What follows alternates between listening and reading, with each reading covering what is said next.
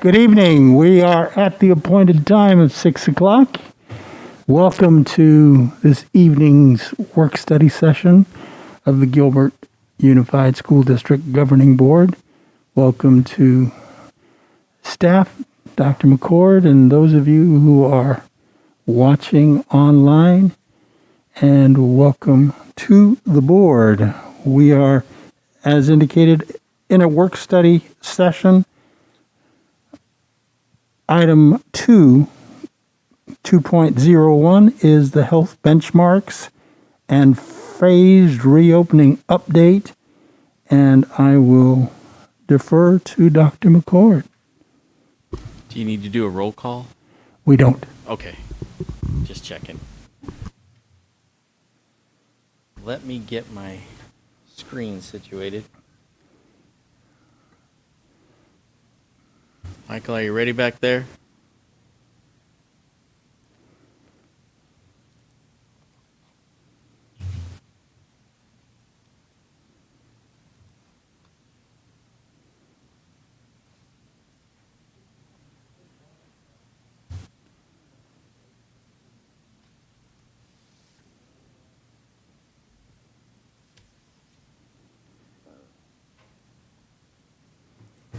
Thank you.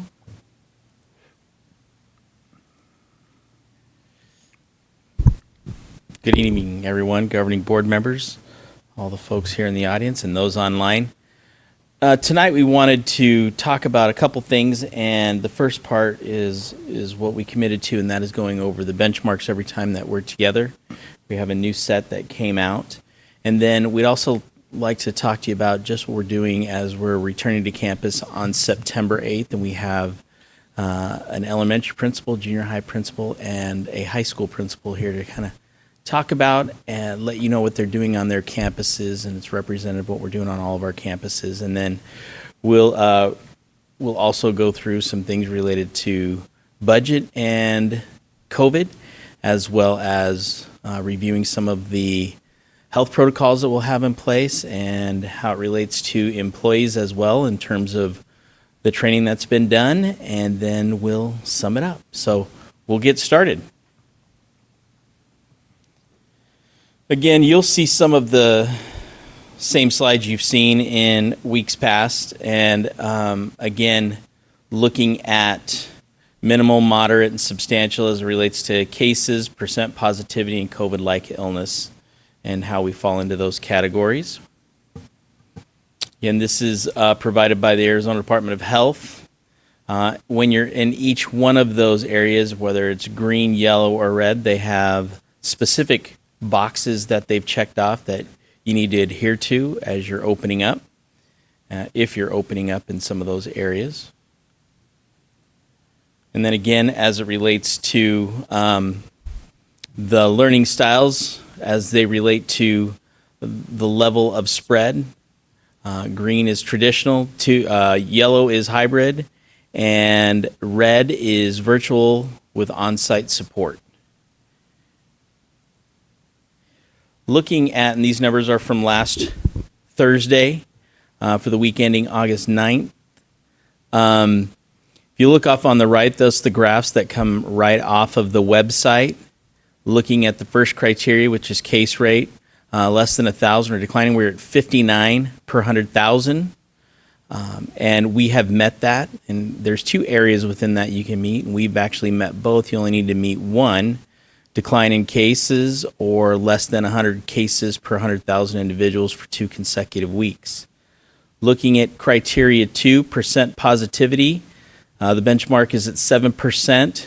The last time these were reported on August 2nd, it was at 8.6, knowing that we'd go down, and it did, of course, to 6.1, and it's green on the chart because it's below the 7%, but it hasn't been there for 2 weeks. But it's trending down, and we expect to be there this Thursday. And then for the last one is hospital visits, criteria 3. We've met it at 3.7% minimal risk. If you look at the chart, it's been below the 10% for quite a few weeks now. So that's the Maricopa County health benchmarks. Any questions on that? I'll move over to GPS boundaries. This is, again, provided by Maricopa County Health Department, and they put together this dashboard that enables you to click on your boundaries to find out where you are in terms of each criteria. We're at 42.11 per 100,000 for case rate. We've met that area, and it's at moderate risk. Criteria 2, 7% positivity, that's at 4.46. We again met that, trending down in both areas. And for criteria 3, we're at 3.0, which we met that, and again, it's at minimal risk. And on the screen, it's a little hard to see, but that's been the numbers for the past 2 weeks. I think Dr. McCord. Yes. So we met this criteria number 2 because for 2 weeks in a row it's been below 7%. Correct. Whereas for the whole county, we've had 1 week, as of a couple weeks ago, that we met it, anticipating the second week to be met. Correct. Okay. Thank you. You're welcome.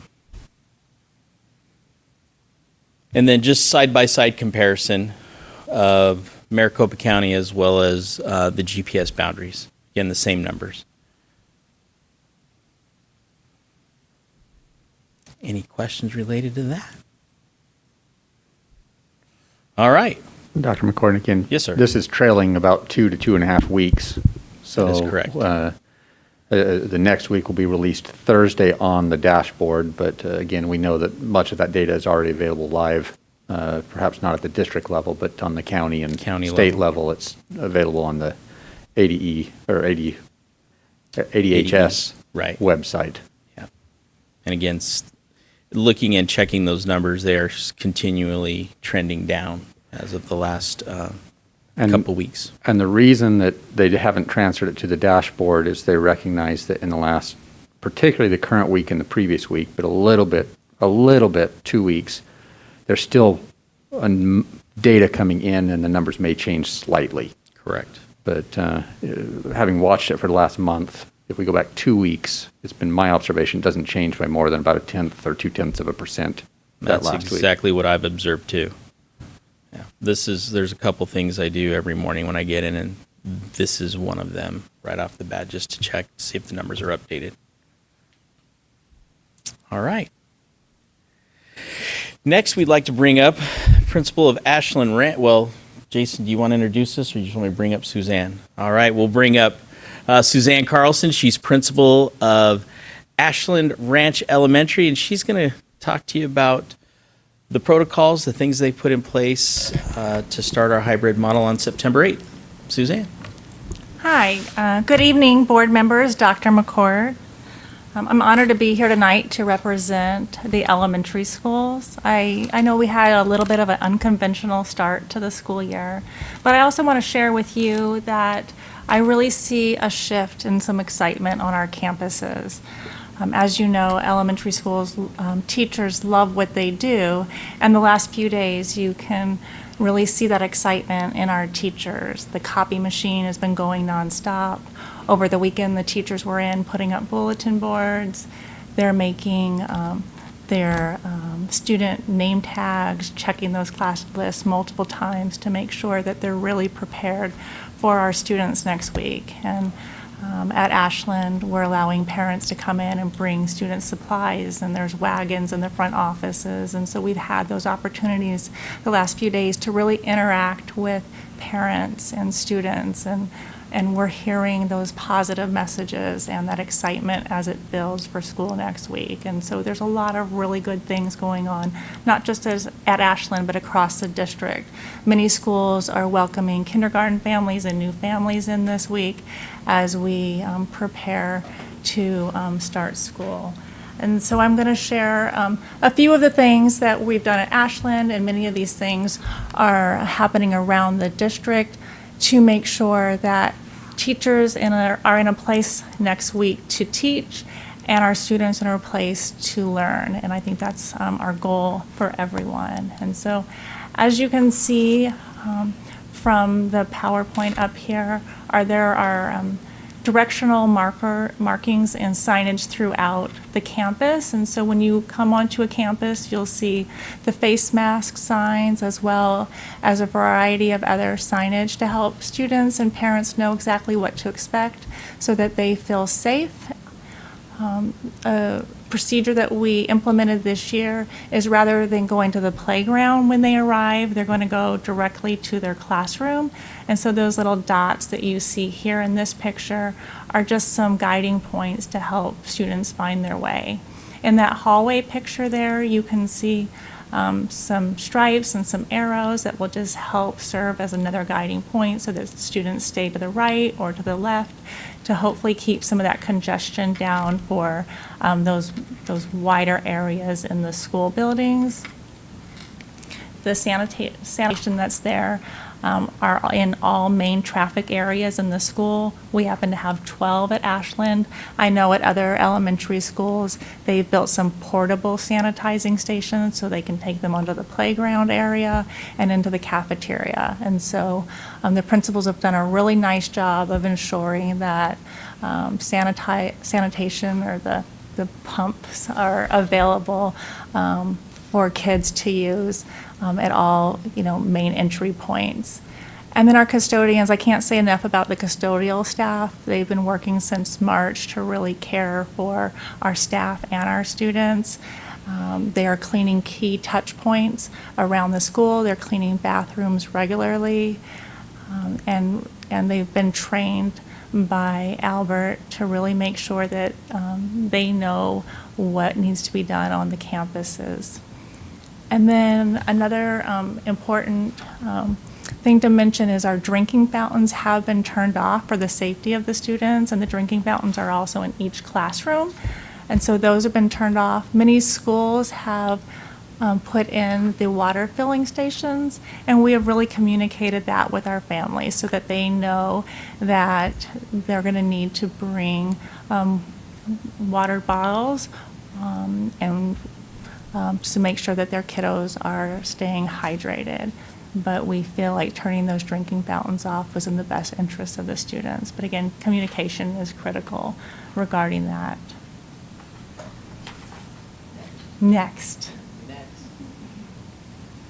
All right, and then cafeteria and recess seems like this is one of the areas that our families and our students are really most concerned about. I met with my site council, and that's what they shared that they were most interested in. And so we've made multiple changes to how we're doing our recess and how we're having kids eat lunch.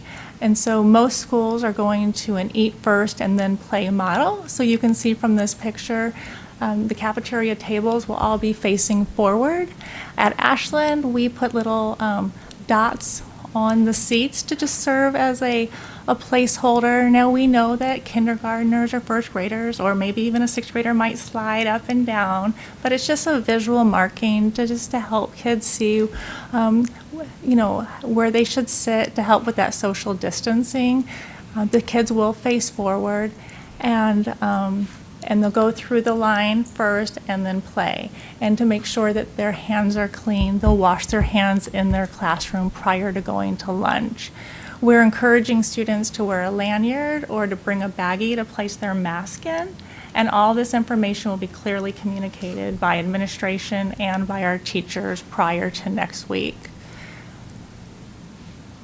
We are eliminating lunch cards, and so the students used to take their lunch card, and there was a lot of the teachers would touch it, student would touch it, and our cafeteria workers would touch it. So we're just getting rid of lunch cards altogether, and we have a system in place at all schools so that this won't be an issue. And then we've also extended the lunchtime, so there'll be fewer students in the cafeteria at once, as well as there'll be one primary and one intermediate grade on the playground at a time. We're also going to clean or fog the playground twice a day. So we recognize that our students need to play. It's important that kids get outside and they play and they will interact with each other. We're going to practice routines and procedures and try to, have kids social distance to an extent, But to help with that process of having their hands clean, we're going to clean that equipment twice a day, and our custodians have been trained on that process. And then again, you can see markings for social distancing. So that is Ashland's basketball court, and I had a great group of parents that came in on Saturday, and they painted all of those polka dots for me. And so we're using that for social distancing and also helping with our bus lanes. And so our buses come right in front of where the basketball court is.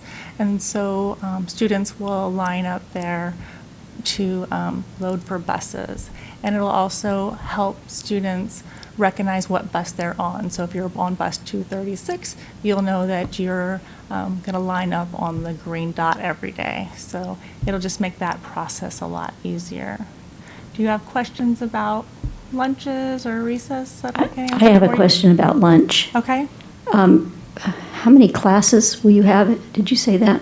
We'll have 2 in there at a time. Okay, so what time, how long is your lunch going to last? It's 20 minutes of lunch and 20 minutes of But recess. I'm talking about the entire lunch. Oh, about an hour and 20 minutes. Okay, which normally would be less than that? We were able to stay within the window. Maybe we added about 10 minutes. I'd have to go back and look at it. Right. But we were able to make it work. Good, thank you. I know for some campuses, they adjusted specials a little bit. But with 27 schools, we've all just been Right. creative and made Right. it work. So I have a question. Okay. You're going to have new students, new to school, kindergartners, first graders. What is your plan to help those kindergartners get from the parent drop-off safely to the classroom? Right. Well, really clear communication. We brought our kindergartners in this summer. Summer, like a month ago, summer. It seems like a long time, so the time frames. So our kindergartners have come in. I know some schools are hosting like small open houses this week with new families and kindergartners. And then just really clear communication. And I think that will really help. And so, like pictures of parent drop-off, picture of parent pickup, and those types of correspondence with But families. the parent will just be dropping off the kindergartner. So what's the plan for getting the kindergartner from parent drop-off to the classroom safely, especially on the first day? Right, and that is just having a lot of extra hands. So we have, like our social worker, our psychologists, our, instructional coaches, those types of individuals will be housed at those main entry points to take our kindergartners to class. We also ask the kindergartner parents to, put labels that they're kindergartners on their students, as well as, I'm sorry, I lost my train of thought there, but to make sure that they get to class. But the fact that we're a hybrid model will really make a difference in this situation because we'll have half the number of kindergartners. And so we will be able to more easily, take care of those kindergartners. But, we'll make sure that they get where they need to go. We have our front office staff and all of our campuses have acknowledged that. So we had a principals meeting this morning and we spoke exactly to those points to make sure that all of our students are cared for and get to where they're going. And we'll have signs, student teachers. We looked at in a school of like every possible person that could care for kids and make sure they get to where they need to go. All right, thank you. Mrs. Carlson, you mentioned eliminating lunch cards and the Yes. touching thereof. Yes. You said that you had an alternate system in place. I won't expect that you're speaking for everyone, but could you articulate what your system is? Right, so we have class lists, and they have the ID numbers on there, and so the cafeteria manager has a class list with the ID numbers on there. Because it was proposed at one point that the students would just know their ID number, but we all know that that's not realistic.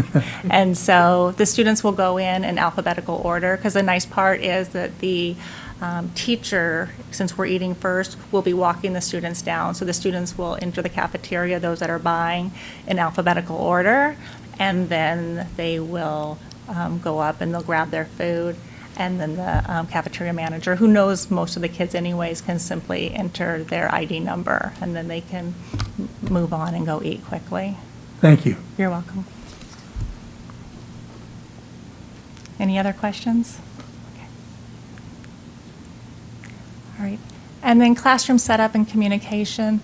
So our teachers have been really thoughtful about designing a classroom that works for their teaching style as well as the needs of their kids, but being mindful of social distancing. And so this is a picture of one classroom where the desks are facing forward and then they're separated to give some social distancing.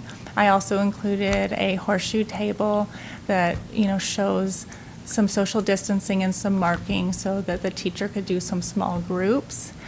The teachers will really use that hybrid time to continue the relationships that they've established with the remote learning and then work to develop and establish those procedures and routines. Because there's obviously, when the students left us in March, those that were at Ashland or our other schools, they were used to certain procedures, and we've obviously changed a lot of our procedures and routines. So it's going to be really important that we use that time to talk about, where we line up and how we enter the school and all those arrows and those systems that we've created that we're hopeful will make a difference, but it's going to take some time. So our teachers will use that hybrid time to really see what those students' needs are, because we know that the students are going to come back with some needs that are different than when they left us, and also work on those routines. And so we're looking forward to that. We're also very grateful to the school board for our full-time social worker.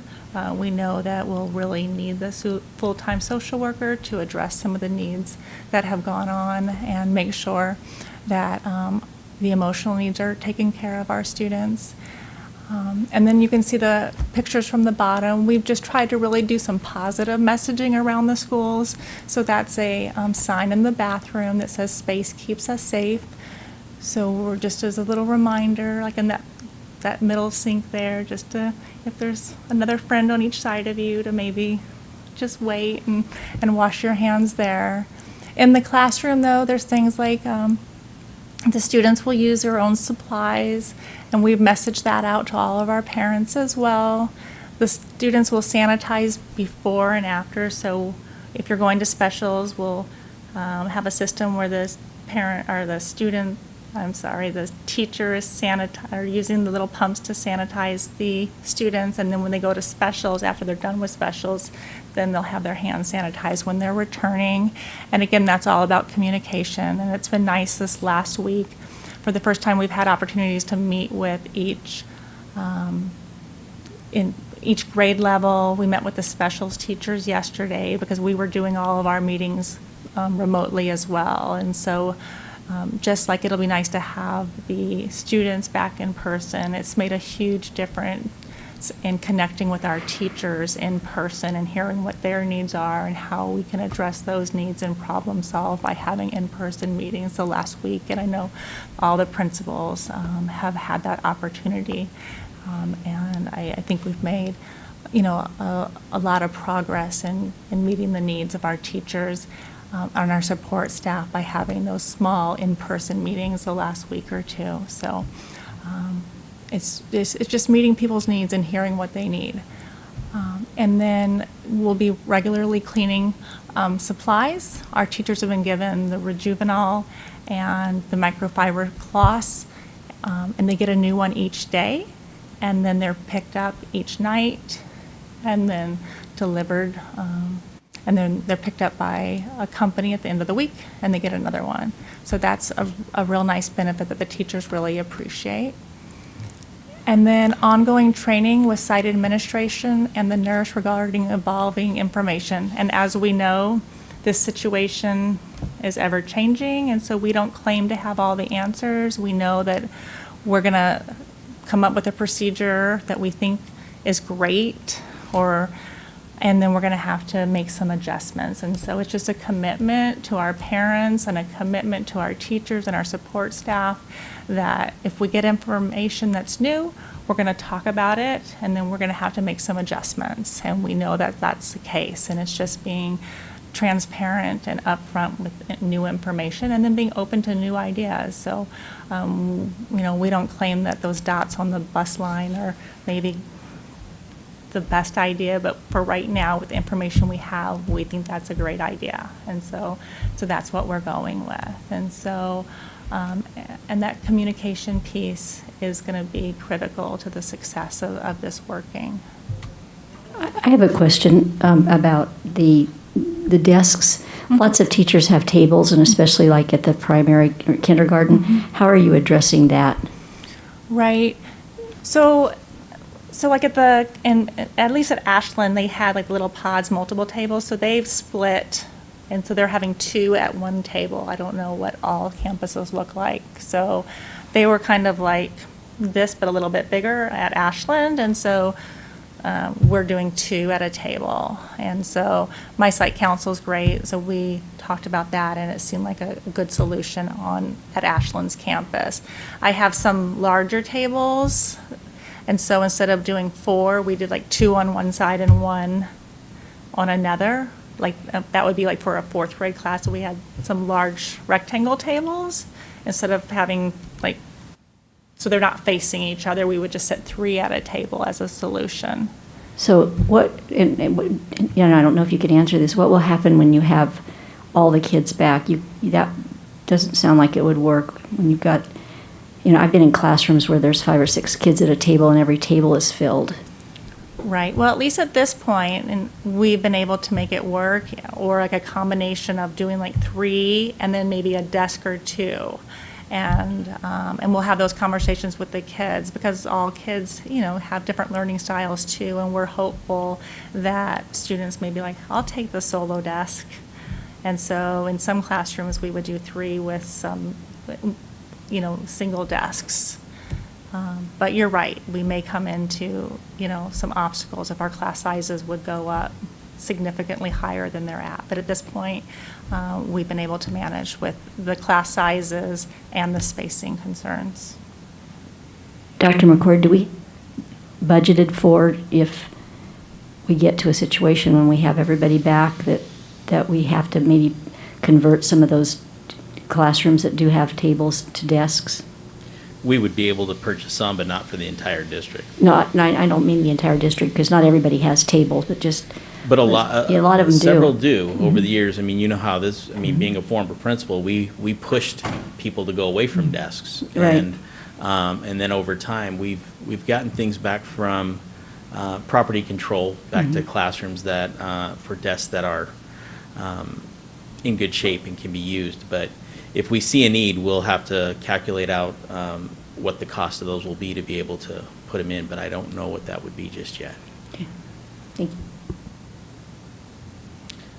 Ms. Carlson, I think our elementary students are resilient. They'll probably get used to masks, but what are some of the ways that you're going to work with teachers and help students to get used to this new normal of wearing a mask, especially our younger students? Right. Well, right after I completed this presentation, then one of our bulletin boards is a social studies on wearing masks. And so I think it is really having those, just education on why they're important and how they keep us all safe, and just those kind conversations with kids. We've had kids on our campus right now in the in-service our on-site learning program, and for the most part they've done a phenomenal job, and just with some just basic prompting and reminding, they put them back on, and they're like all of us. It gets warm and they slide down. But it's just, it is going to just take some routines and procedures, and having those breaks built in too. So when they can go to recess and they can go to PE, and some of those built-in times where they are able to take their masks off safely, I think will be important. Okay, But thank I you. don't have, there will be some, but it's not going to be I think a part of that situation. answer is that all the kids will be wearing masks, so it'll be easier to manage, I think, if everybody's there and make sure that we can see that, there's examples of how kids are wearing masks and what the expectations are. And I think it's about laying it out there for expectations with kids. Some of them will have difficulties, and some will either purposefully or accidentally have mask issues, and it's just a conversation. We want to make sure that kids also feel comfortable when they're having their mask on, and they are having difficulties, that we are kind with them about that, just because we know it's not something that they're used to on a daily basis. I mean, even adults aren't used to it all day long. And so, and recognizing when kids may need a break, and maybe it's time to take them outside for 5-10 minutes and distance them and let them take their mask off. But we'll be very flexible with it in terms of helping them, but we will make sure that they're wearing them. All right, thank you. Dr. McCord, I may be getting ahead of myself on this question that I'm going to ask, and it's not necessarily for you, Ms. Carlson, but what, having experienced getting classrooms cleaned and having a custodian call in sick and spreading them, having to get all the classrooms cleaned at night, how are we addressing the sanitizing every night? I mean, I can't even imagine trying to do that. Yeah, so we also have hired an extra set of 5 custodians that if we do have absences in places, we can disperse them. If we have a COVID case specific, that'll be the COVID custodial team that would go and do the extra deep cleaning that needed to be in specific areas if there was contamination. But they have been trained. They understand what the expectations are of the nightly cleaning. And so, but if we run into personnel issues, we'll continue to hire, but we have hired extras just to begin with, knowing that this could be an issue. Will they, I'm thinking about all that they have to do, and then we're adding cleaning the desks on top of that. Yeah, we are. I mean, it's a lot of extra work for everybody, not just the custodians, but also the teachers and the administration on campus. I mean, Who will be cleaning the desks then? it'll be the custodians. They'll deep clean them. Every night? Every other night. Every other night? The teachers, more than likely, will probably go through and wipe off their desks as well. And some of them, I've been told, that are going to do it 2 and 3 times a day. And so it'll be a collaboration, but the expectation first and foremost will be the custodians to go through there. Thank you. Yep.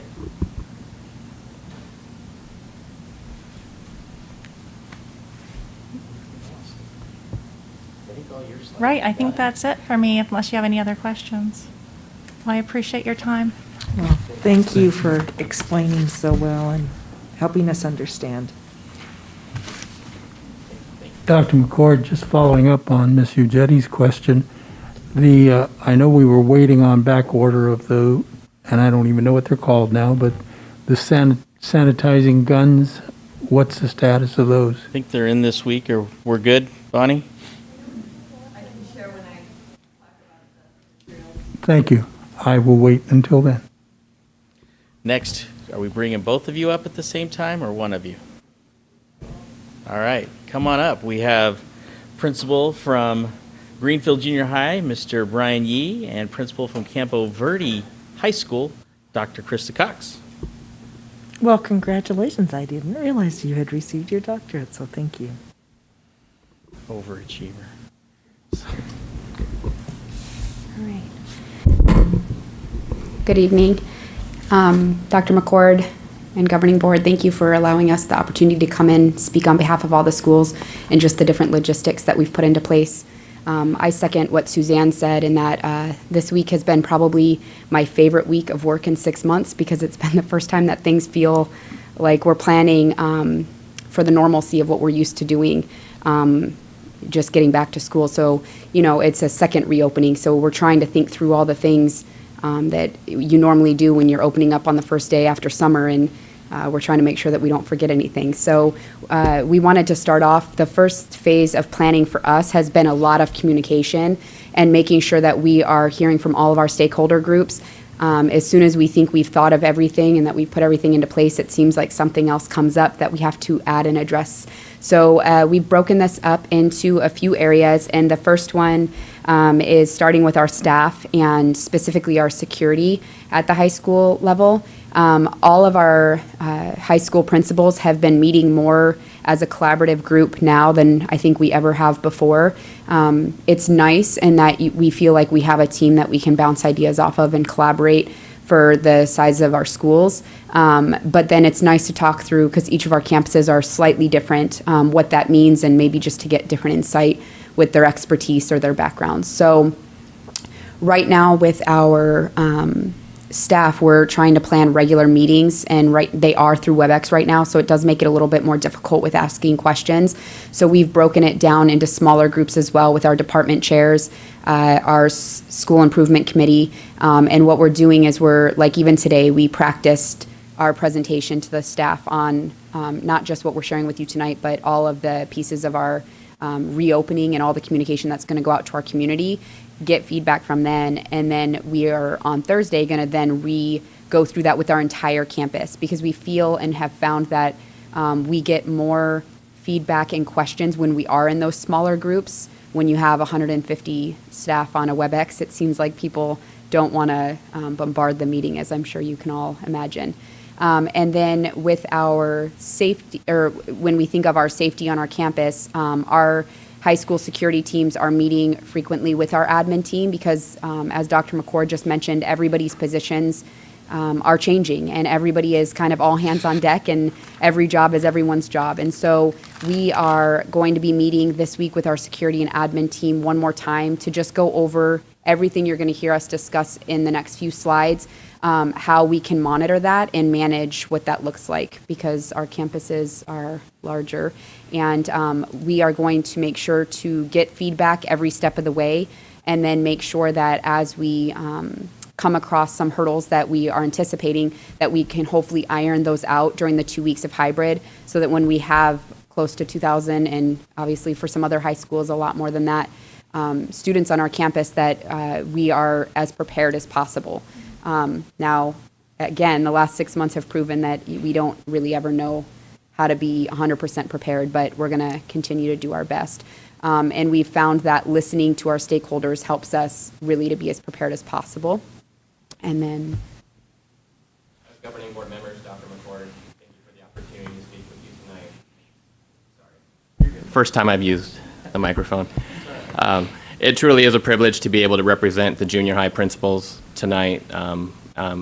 Echoing what Dr. Cox has said, the collaboration that we've been able to do as a group has pushed us and allowed us to grow together during these challenging times, and to collaborate and problem solve the different challenges that we each face, but then also meet the needs of each of our communities in different ways, such as our buildings being laid out a little bit differently.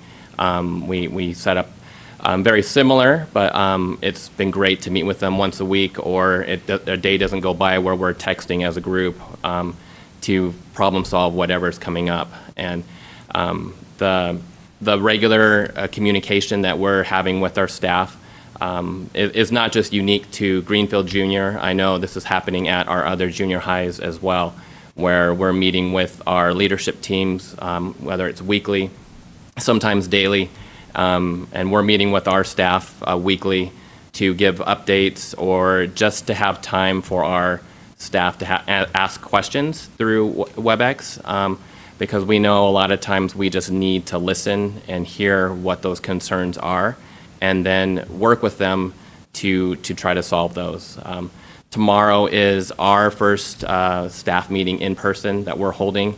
Typically in the past we've held that in our library, but to create more distancing, we are holding that in our gymnasium, in our bleachers tomorrow, to welcome everyone back officially face to face, and see some of our new faces that people have not seen other than on a WebEx screen. And so we have found that this constant communication through, whether it's WebEx or the weekly newsletters that we send to our staff, have been key to communicating information from our leadership and from the governing board on down. And very similar to what Dr. Cox has said, breaking it up into smaller groups and assigning our other administrators to meet with department chairs, specific groups on campus, such as our classified staff, our office staff, cafeteria staff, custodial crew, et cetera, so that they all have the opportunity for their voices to be heard. And then moving on to our student population, we want them to be prepared when they come onto campus next week. And we know that we're going to have to do a lot of kind of practice, rehearsal, communication once we have them there. But we started trying to think outside of the box of what could we do ahead of time. So the couple of things that at the high school levels, the principals all collaborated and came up with 2 ideas. One is that we have our student councils creating kind of a safety video of how to properly wear your mask, how to navigate the buildings with the changes, what the expectations are, and kind of the bigger major changes that they'll see. And that video, at least I believe for all of the schools, should be going out by the end of the week. I know Campo's is scheduled to go out on Friday. And then the second thing that we are hosting is our link crew. Normally, all of our freshmen and our new students are welcomed in the day before school starts. They do a huge orientation. It really gets them pumped and excited to join the high school culture. We weren't able to do that. So in lieu of that, we had a lot of our freshman parents that were reaching out, and similar to what you had shared about our kindergarten students, parents and families feel very similar about freshmen coming into high school. They're going from a smaller campus to a larger environment, and it's very intimidating. And so our link crew have set up for Thursday and Friday Sign Up Genius, and they are taking students in groups. They're scheduled for after school hours, so they will start once the live lessons end, and students can choose which time works for them since their parents have to bring them. We are having just the students enter the campus. We're having them wear masks, and then every link leader is going to be paired up with about 5 or 6 students to make sure that it's distanced. And once they have the small group of students, they're going to go to just keep the rotation going around campus. At that point, they will show them the major areas so that they know how to navigate around campus, mainly to the locker rooms, the cafeteria, and they will walk through each of our main hallways so that they know how to find their classrooms on the first day. They'll be provided with maps and such so that, and really have that opportunity with a link leader to go over any questions that they may have. They'll get to see where the nurse's office is, their counseling office, some of those staple areas on campus, like for the campuses that have like mindfulness rooms. When we think about the anxiety that some of our students may have just returning to the campus, we want them to feel safe and know who to go to if that's how they're feeling. And we opened that for any freshman and or new student to the campuses, and all of the high schools will be doing that. We've been fortunate last year. Miss Delton, our Spanish teacher, she went to training the previous year for the junior high version of the Link crew, and that's called Web, Where Everybody Belongs, and that empowers our 8th grade students to be leaders on campus, to welcome our new 7th graders. Just like Dr. Cox said and Mrs. Carlson said, the transition for 6th graders to 7th graders is a big jump and can be very scary. So we found and identified that need, that we needed to have something more robust to welcome and allow our 7th graders to feel more comfortable. And Ms. Delton has taken that and ran with the program, and last year she had approximately, I think, 50 leaders, and during the springtime and over the summer, that tripled to a higher number for this year, even in the midst of having to do this virtually. So the excitement that our 8th graders have to welcome our 7th grade students through the web program, albeit virtually. They've created a video like some of the Link crew students have, but it shows their passion for our campus and welcoming our 7th graders. And they will be on our campus over the next 3 days when we open our campus for students and parents to come walk the campus, to find their classrooms, to identify the markings on campus, look at the benches, look at how the hallways are laid out. And our web leaders have signed up and filled all of our spots to where we actually had to open up more spots for our web leaders to be on campus to be able to participate. So we're excited for that opportunity. Every Wednesday, we have what's called our GSC, where Grizzlies support and connect. It's a advisory type, homeroom type, 30 minutes that with our new schedule and the hybrid schedule, and when we go to full in-person, due to the alignment with Global Academy, we had to find a way to not have an hour lunch for our students and keep our 30-minute lunches for 7th graders and 8th graders. So we are adding that 30-minute GSC time right after lunch. And so we've always had that GSC. It's just always been a different period of the day. But using it this year and having every Wednesday, which is a non-specific live instructional day via WebEx, but we want our students to sign in into the Buzz platform every day. So every Wednesday we've had our GSC time at 8:30 with our first hour teachers, so our students sign in, and this is where we've communicated a lot of our expectations, sharing information, campus-wide info such as moving to in-person on the 8th, where unfortunately they have to see a video of myself explain some of these things to them. Our teachers are doing many things that are uncomfortable for them with the video, and so I felt I needed to stretch myself as well and to be able to get my face out there for our students. I've recorded videos to share some of this news with them and create some contests and hopefully some excitement where students are engaged and listening to what our campus-wide expectations are. And so far we've received good feedback from that, where our teachers receive a specific presentation that's from our admin team that we want them to share with our students. And we will continue this through once we go to in-person, where that'll occur every Monday, Tuesday, Thursday, and Friday, where we can share important campus-wide information, or if something needs to change, we can distribute that information during that time where everyone's getting the information at the same time. All right, and then moving on to our parents, one of the things that Mr. Yee just mentioned that I think is important is there have been a lot of things that we've been doing over the last several months, and as we're prepping for the return of reopening campus, that we've gotten a lot of positive feedback from parents that they really enjoy it and hope that we continue to do those things even in years to come. And so it's challenged us to change some things that I really do see us keeping. So for example, we had sent out a video that was just a welcome. It was introducing admin, counseling, psychologists, like your key stakeholders kind of in the front office. And I've never had so many parents email me asking me if we can do that every year, because they felt that it made it more intimate and personal, and that they had really were able to see who it was as opposed to sitting in the back of an auditorium or something like that. So I am excited to see some of the things that this is going to change for years to come.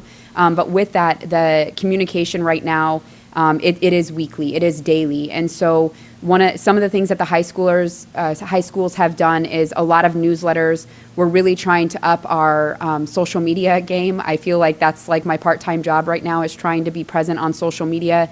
We have, and this is across the board, we have more parents reaching out to us even through social media, sending us messages there.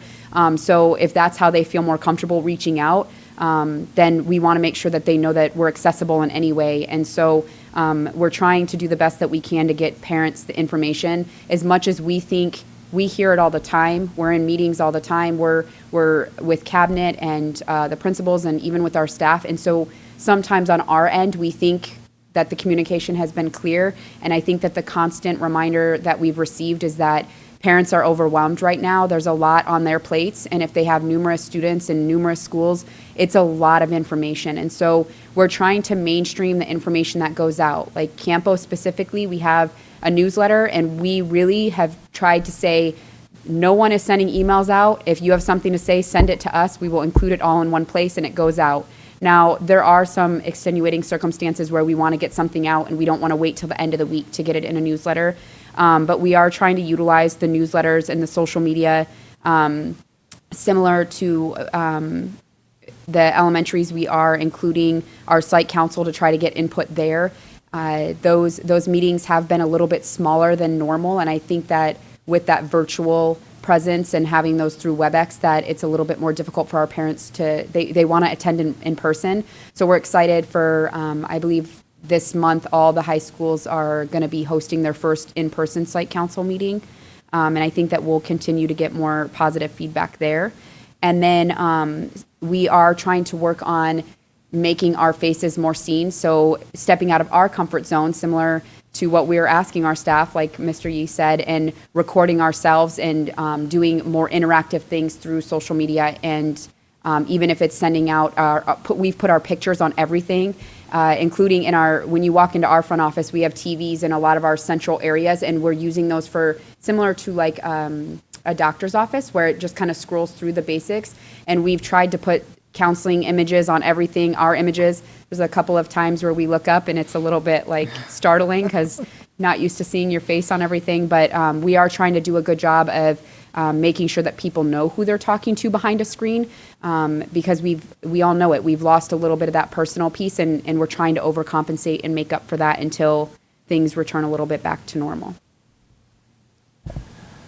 I'll echo what Dr. Cox said about the overwhelming of communication that could come out, especially at the beginning of going to the online instruction. And we received concerns from our stakeholders about the number of emails that they were receiving, not only from our teachers, but from their elementary kids, teachers, and then their high school teachers as well. And so we tried to limit, just like Dr. Cox said, the newsletters that go out to our community. And so I took that on, and I send out a nightly newsletter to our parents that gives them updates on what has occurred or any new information. Also with step-by-step instructions for our students to receive for the next day, where they're supposed to sign in, what time, how to do that, et cetera. And so those newsletters have gone out to our parents, to our students, and to our staff, so that we're all receiving the same information. And it's been great to have our tech services provide troubleshooting information that we can include in the newsletters, along with communication from district that they have been sharing with our community, but we put that in our newsletter as well, so that all of the information is in one location for our parents to access. And while it can be overwhelming at times to continue to do that each night, we have found it beneficial, and we have received positive feedback from our parents on as they navigate through the online world. And so we'll see how often we do that when we go to in-person. We'll probably continue that for the first week of hybrid, but then taper off to where it's not every day. And I do know that the other junior highs as well continue to share through their newsletters to their community, whether it's once a week or sometimes daily as well, but also through a lot of their social media as well, that they're sharing information such as their schedules or expectations, the verbiage that's specific to their campus that they have been sharing out.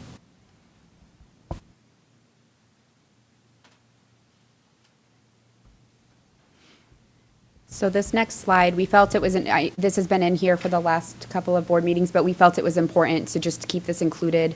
We know a lot of families are having questions about this, and so we just felt it was important to keep this in here tonight in case if anybody is watching.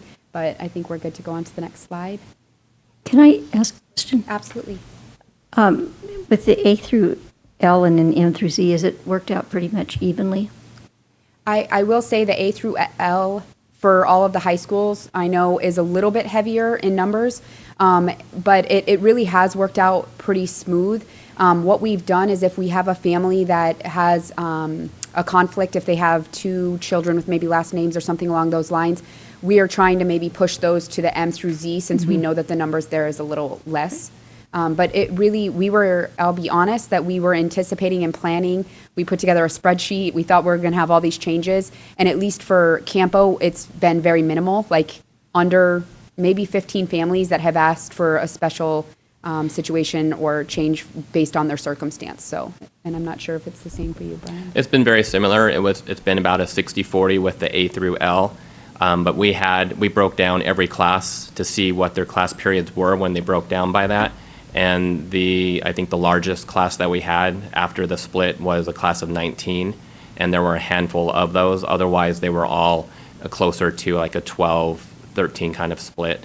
So fortunately, it worked out. And just like Dr. Cox said, if we've had requests to change, we've moved them to the M through Z to decrease that percentage.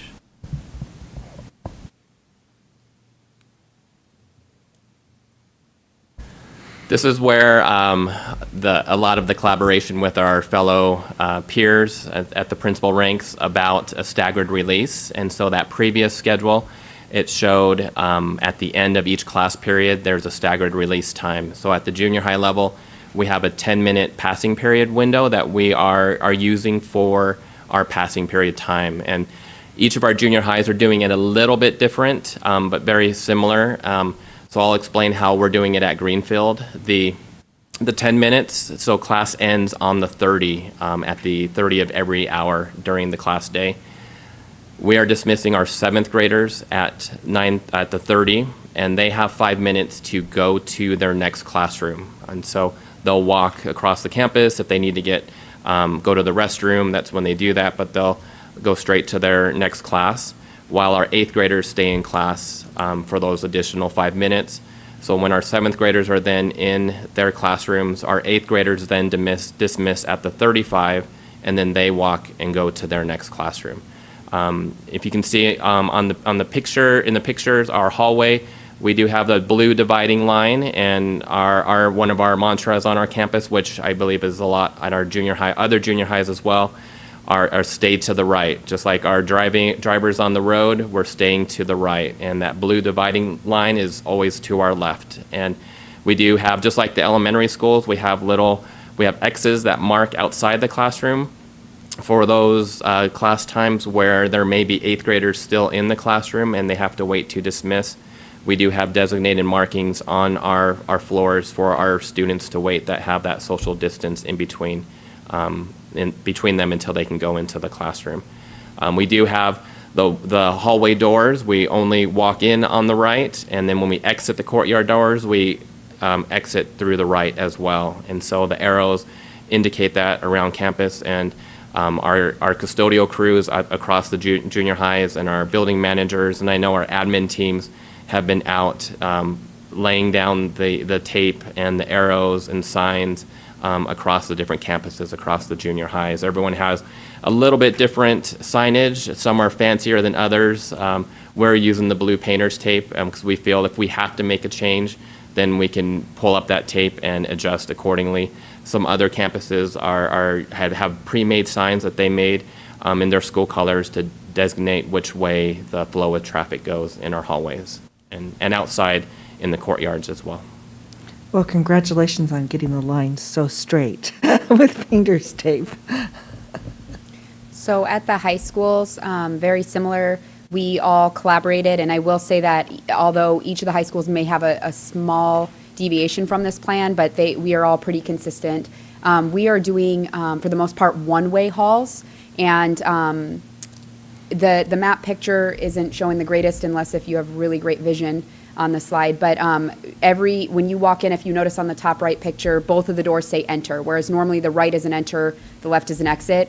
Every single hallway at Campo is going to be you only walk in one direction, and so that will really help when we have our staff stepping out into the hall during passing periods to just know that everybody should be going one way. We know that this is going to take a little bit to train our students, and so that's why we decided to just make this decision to start with the hybrid schedule while we have half the students on campus. We had originally started planning to do very similar to what Mr. Yee and the junior high principals were doing, but we realized that with the number of students that are coming in and out of some of our doors, I mean, it really bulks up. And so even though the way that we're doing it seems like it might take a little bit more time to teach it up front, and it may take some students a little bit longer to get across campus because they're having to go out and follow a certain pathway. We do believe that firmly that it's going to alleviate the flow, and we're not going to see 50 kids bunched up at a door trying to get in and out of a doorway at once. We were excited to, each of the high schools tried to put their own spin. A lot of the signs that we're putting up have something to do and tie into our campuses. So at Campo, we always talk about the Campo Way. So we were really excited about this. All of our hallways now have arrows that say, and they're titled Campo Way. So they're just, every time you walk into a hallway, there's no mistaking if you should be going one way or the other, and they're about every 6 feet apart.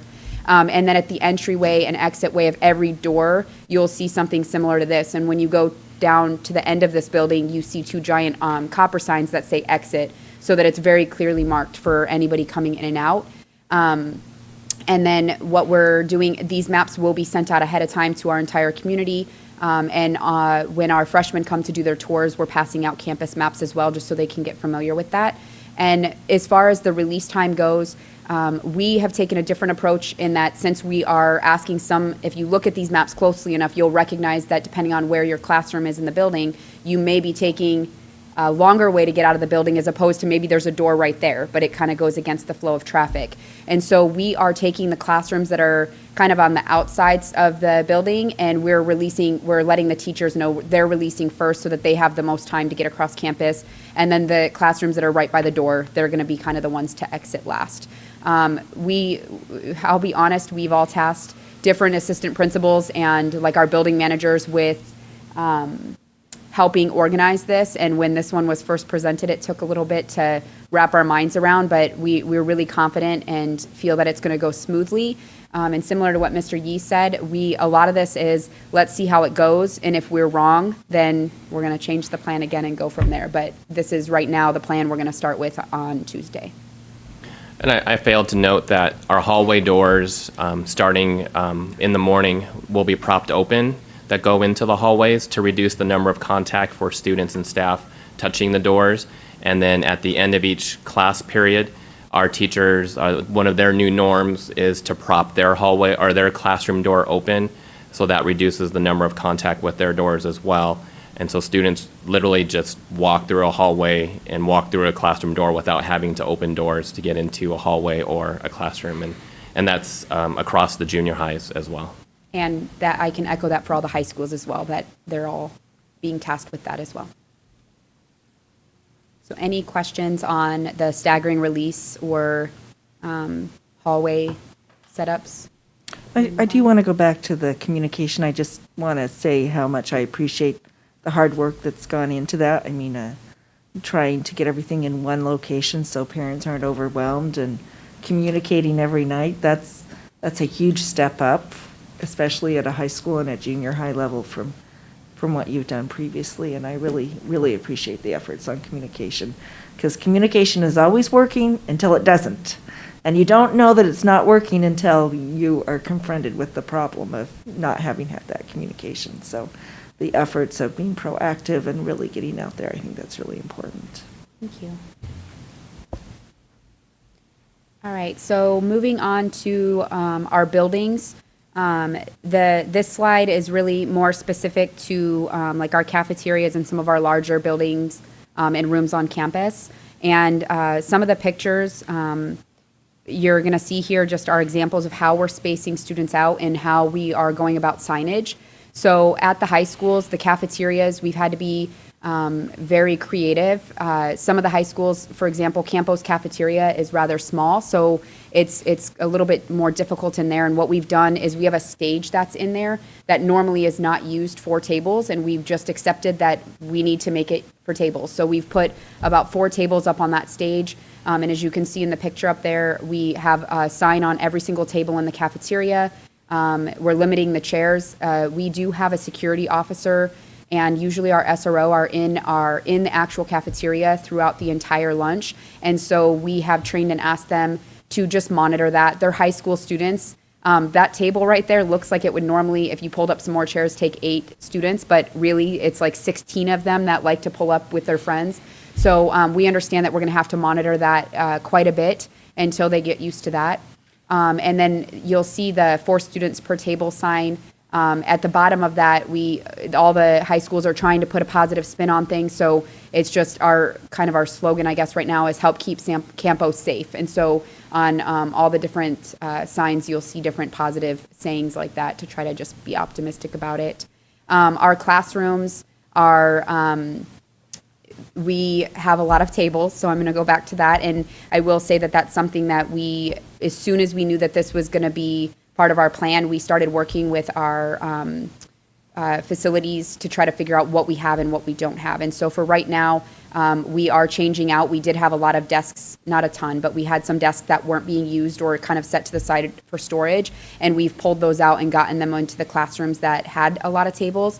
And we have science labs where they only have lab tables. So we're trying to say we'll bring in extra chairs or desks to the side or maybe down the row of the lab room and just separate. Maybe you only have 2 or 3 students at a lab table as opposed to the normal 6 that you would have. So just getting really creative with the classroom setup. And we have our band rooms, our choir rooms. They're all working diligently to just, luckily they do have larger space, so they're able to spread out. And looking at our numbers, because I'll be honest, at the high schools, we're not as worried for a lot of the buildings during the hybrid schedule. It's more of the concern when we return in all, and that's what we're planning for. So the hybrid is just practicing it all. So in our larger areas, we are looking at class size numbers, and if there's a class that we feel is going to be too large to fit in a regular classroom, we're using some of our other facilities to host those classes. So for example, we have a couple of our AP Lit classes that those kids are really proud, and we don't want them to feel like they can't stay in there. And the numbers are a little bit higher, and so we are going to have that teacher teach out of our auditorium, potentially our library, because there is a lot of space in there that during class periods isn't always being used. So we're getting creative with our space around campus.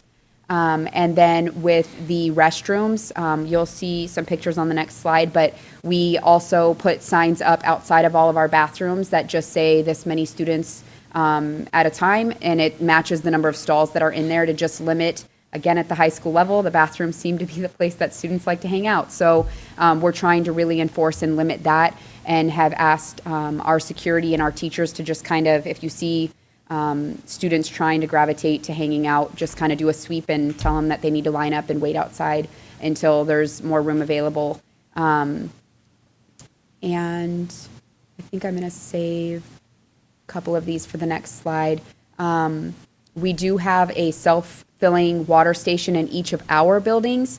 I know at the other high schools, not all of them have them in every single building, but at each of the high schools, I believe, based on conversations with them, that they at least have some. Most of our nurses have stations where they can fill up water there as well. So we're going to be educating and really promoting our students, and we have for weeks, to please make sure you're prepared with water, and then making sure that they know where those fillable stations are. We did not have one in one of our buildings, but a few weeks ago, one of our boosters picked up the cost to put one in the last building that we needed. So I think that's the goal for all the high schools, is to eventually try to have that taken care of just for cleanliness. And then I think the rest is on the next slide, so I'll let you talk and save the rest for next. And so for our cafeteria situation, we borrowed from the elementary model, and we have the benches, and so we separated those into three. So those are divided into three. For students, 3 at a bench, and our bottom right picture on the presentation is Mrs. Moorhead's band classroom, and she has hers already spread out in social distance, and she had enough seats in there for her highest class that she would have, so she was able to do that and set that up in her classroom. That next slide showed how we have other areas where we distributed our tables and benches for our students. So those bottom 2 right pictures outside. This past summer, we were fortunate that we were able to fence in that dirt area that houses our a la carte lines, and that now allows us to put benches out there where our students can be inside a campus, and so not have the street right there at their fingertips to run away, which never happened, but it always surprised me that we never had that enclosed. So we have it enclosed now, so we moved our benches out there to create not only more space on the interior of our courtyard, which we used to have 4 under each ramada, so now we have 3 bench picnic type benches under the ramada, to where we have it set up outside for students. And then that other picture, you can see we put benches along the interior walls to spread out the areas for our students.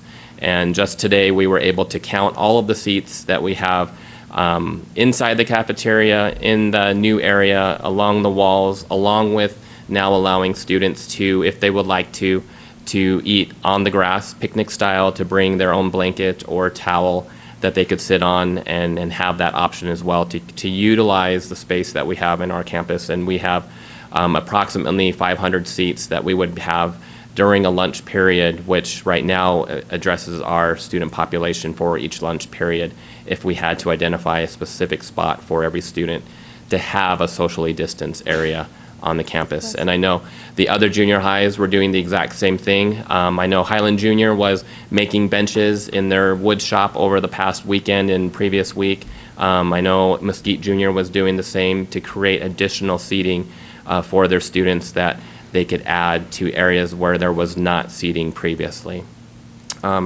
to continue on with these pictures, like Mrs. Carlson said and Dr. Cox had mentioned, the spray bottle and with the cleaning solution of the Rejuvenol and the microfiber towel, we felt it was important for our staff, not only the custodial staff, but for our teachers to know where those are located at in each classroom. So we identified a specific spot in each classroom that's close to the door so that the teachers know where that's at in case they need to use it, if they're subbing in a classroom or if a substitute needs to know where that's at.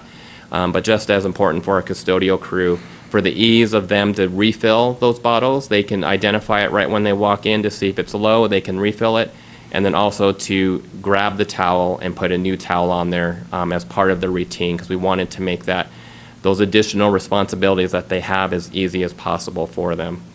And so we were able to install hooks in every classroom to do that. And then that picture to the right, we wanted to address when our custodians went to a classroom, if a teacher came back to the classroom after that room was cleaned, whether they were tutoring or they were coaching, or they just came back at the end of, or sometime earlier in the evening, which we know teachers always come back to work extra, that we wanted that room to be cleaned before the teachers and students got back the next day. So our leadership team worked with our building coordinator to just come up with a simple green and red card system that if a teacher goes in to the classroom after school hours, that they just flip the card to red so that the custodial crew knows that even if they have gone through it already, they need to go back in and touch up some of those contact areas, whether it's just the door or the desk, that they can make sure that each room is being addressed at the end of each night, so that each day we're starting off with a sanitized room. And along with that, we're asking our students, and we've been sharing this through our nightly newsletters, that we're in this together, and so our students have some responsibility in helping with the wellness of our campus. And so we're asking them to bring disinfectant wipes or cleaning wipes to campus with them, their own personal supply, and that the expectation is when they walk into a classroom, before they sit down at the desk, that they personally clean the desk themselves with their own supply of the disinfectant or cleaning wipes. If a student does not have their own supply, which we know are in demand and very scarce right now, we're asking the students, their responsibility is to let that teacher know that they don't have any, and the teacher can spray the area down, and the student will then use paper towels that are supplied in each classroom to then wipe that area down. And so we're, just like Dr. Cox mentioned, that first 2 weeks of hybrid, getting our students understanding of our new norms and our protocols, we're going to lean heavily on that those first couple weeks so that it just becomes part of the norm for our students when they come in, that's part of their routine. Not that our custodial crews are not cleaning it, but it's just another layer of protection for themselves, for their fellow students, and for our staff that we want, once again, everyone to take part in and ownership and responsibility for their part in making this happen. And just to wrap up, the previous slide and this slide kind of went hand in hand. So a couple of images that I wanted to talk on is at the high school levels, there's so much that is driven by our students and that school culture and ownership. And our students want to get back to their clubs, their athletics, their high school years. And so we are, right now, we know we're not quite there yet, but we want them to start thinking of ideas, and they are presenting ideas to us, and they are, even within the realm of socially distancing and all of that, they are working really hard to bring some of this stuff back into school, even if it has to change the way that it looks. So as far as like virtual assemblies go, one of the things I wanted to point out, the top left picture, I didn't really know how else to show that to you guys, but all of the high schools do have in the gyms and out on the field the capability to do live streaming.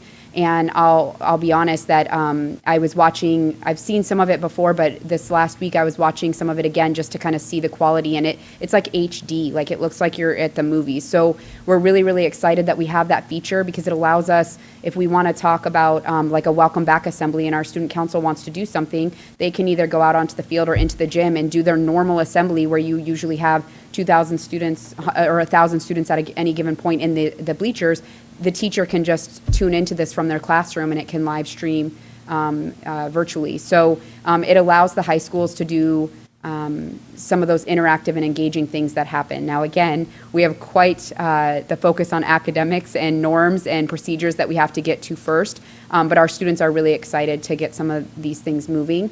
And right now, a lot of our clubs are coming to the rescue and helping us with a lot as well. So at the different high schools, each of the different clubs that they have are being tasked with, and really they're the ones that came to us and were like, what can we do to help? So we have one club that is just going around putting positive notes and posters all over campus to welcome students. We have another club that reached out that focuses on community service that asked what they could do to help our custodial crew and help freshen up campus in terms of the grounds. And it's super sweet, so we're just trying to let them feel like they have ownership over the campus as well. But our students in our community are really, really excited to get back.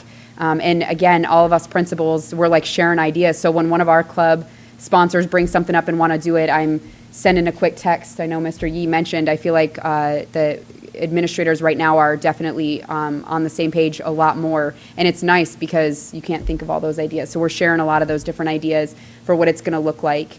And then as far as, I didn't mention it on the last slide, but at the high schools that have the outdoor seating, we have also, similar to all the junior high principals, spread those out. So normally, and I'll use Campo as an example, we have a ramada, and then there's kind of the ramada to the side by the cafeteria, where there are picnic tables like one after another.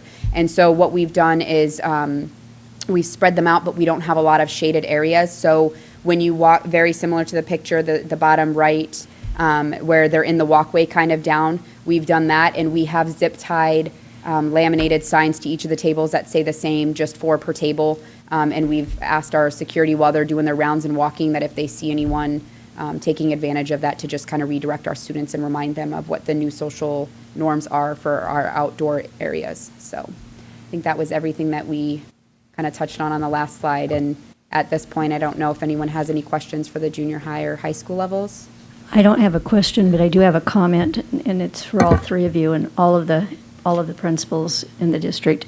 Having done this for a long time, I can't even imagine. I've actually had nightmares about it. But I want to just say that this is making me feel a whole lot better, because I've been very concerned and worried about all of it. And I just want to say thank you to all of you. I think you've done a fabulous job. Thank you. I had a question about, I really think this is a great idea with the cloth and the cleaner right there in a certain spot. Are other schools doing this as well? Because, being able to find that and know where it is, I think that's pretty important to having it being useful to people. So I know with our collaboration, our discussion with our junior high principals, when I shared that, others were going to do something similar, and then until they could buy the hooks, because I did send my assistant principal out to Lowe's and Home Depot. Before you gave out the idea. To go secure enough for every classroom, office, location on campus to have the hooks. So there's not we gonna did be any left. we did share that with others, and while they're looking to do something similar, in the meantime, they did find a central location, so such as the desk in the classroom, that their custodial crew would know where to go to exactly. Okay, that's great. What about the high school? At the high school, we just chose, because the hooks were all sold out at Lowe's, so we decided to just say the desk with the teacher. But it was actually, Mr. Yee was the one that had even thought about that, and we appreciated it because I could see a teacher easily putting it in their shelf or in a cabinet, or feeling like they're doing their job to keep their classroom tidy, but then a custodian, how long are they going to search for it? And given all the extra work that we're asking them to do right now, we wanted it to be as efficient as possible. And I will share that Marcy has set up a meeting on Thursday morning with all the high school and junior high principals, where we are going to go more in depth on all of our plans so that we can collaborate one last time before Tuesday to make sure if there's a little idea that seems simple, but I mean, our brains are a little bit mush right now, Fried. so we're not all thinking of everything. And so we are looking forward to that final planning meeting, that if one school is doing something that maybe is going to benefit all campuses, we're going to kind of share those ideas. Well, it is a lot of work. I mean, I really I know that we've gotten emails from parents, but we're taking 2 years worth of work and putting it into a couple of weeks, really, because we would have had a year of making the decision and then a year of planning, and we made a decision, and now we're trying to really plan for a lot of changes in a very short time. So I do appreciate all the work that everyone's put in, the administration, I know the teachers, the staff, everybody has really, this is what we do in education. We collaborate, we communicate, we really put our hearts into it. And I don't know another place that does that better than public education. So thank you for all your contributions. Thank you.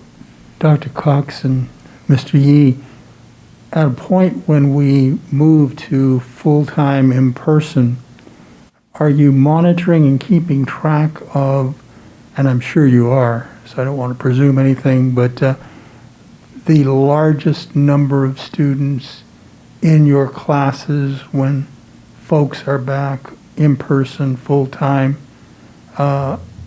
And how are we going to handle that? Has that been a part of the discussion? I can speak firsthand at Campo. I'm pretty sure that my registration AP has given me those numbers like 10 times a day. And we are right now, when I mentioned a moment ago that we know we already have 3 sections that I can think of off the top of my head that it wouldn't be ideal to put them in a classroom. So that we're already identifying them and working with that teacher to start in a different environment on Tuesday, because we don't want them to be in their classroom for hybrid and then have to change the routine for those students come the 21st. So, but we are going to have to monitor that, because right now we have 3 sections identified. But if that changes, we would rather make that decision to move the location of the classroom sooner.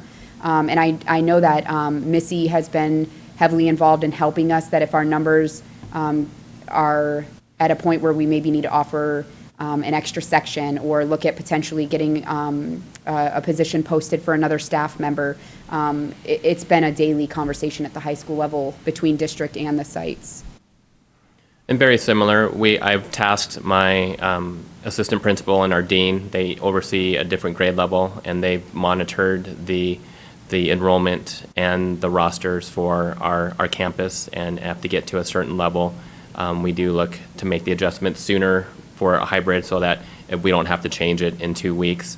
And we are waiting for just some last minute additional numbers from Missy Udall regarding as we transition to the in-person, that if we need to adjust, that we would be able to work with her for additional staffing. And she just granted us an additional, replaced an English position on campus. We had an individual move over to global, and so we were able to fill and post that position and hire someone this week, where previously when the first transitions happened, we lost a couple teachers, and we absorbed that within our class FTEs, and it did not raise it to where it was an alarming level.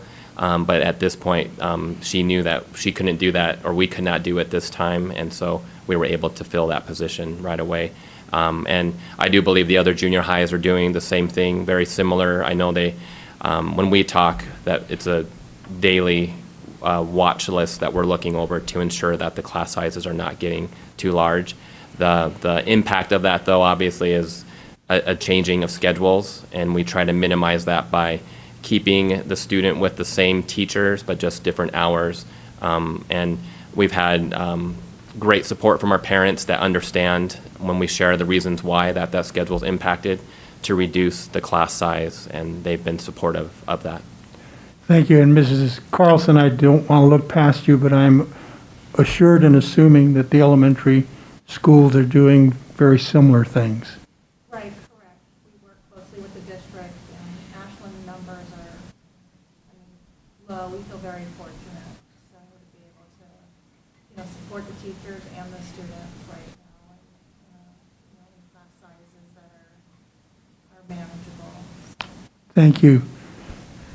The caveat there is that we all know what class averages are, and we also know that class averages lie. There are the averages, and then there are actual numbers, and so I'm really interested in the actual numbers, not interested in the averages. The average is the average of the actual numbers, right? Correct. Yeah. And I would echo what Ms. Uggetti has said. My compliments and appreciation to all of you at the administrative level, at the campus level, for the work and the thought that has gone into this. It is as good as I have seen, and yet you've already acknowledged that nothing is perfect, and we're going to be making adjustments on the fly, and I appreciate that. Thank you very much. Thank you. Anybody else for them? Again, thank you guys. This was extremely informative, and I think what Ms. Uggetti said is I think this is an important presentation tonight, but I think this is the most important piece of it for the mere fact that people can actually see what's going on campuses and help put minds at ease. And again, to reiterate what you all said, this is a work in progress. This is something we've never done before. And so we're going to be building the plane in the sky, and we'll continue to build it. Thanks again. Thank you. Thanks. Next up, we have our Director of Health Services, Jennifer Frost.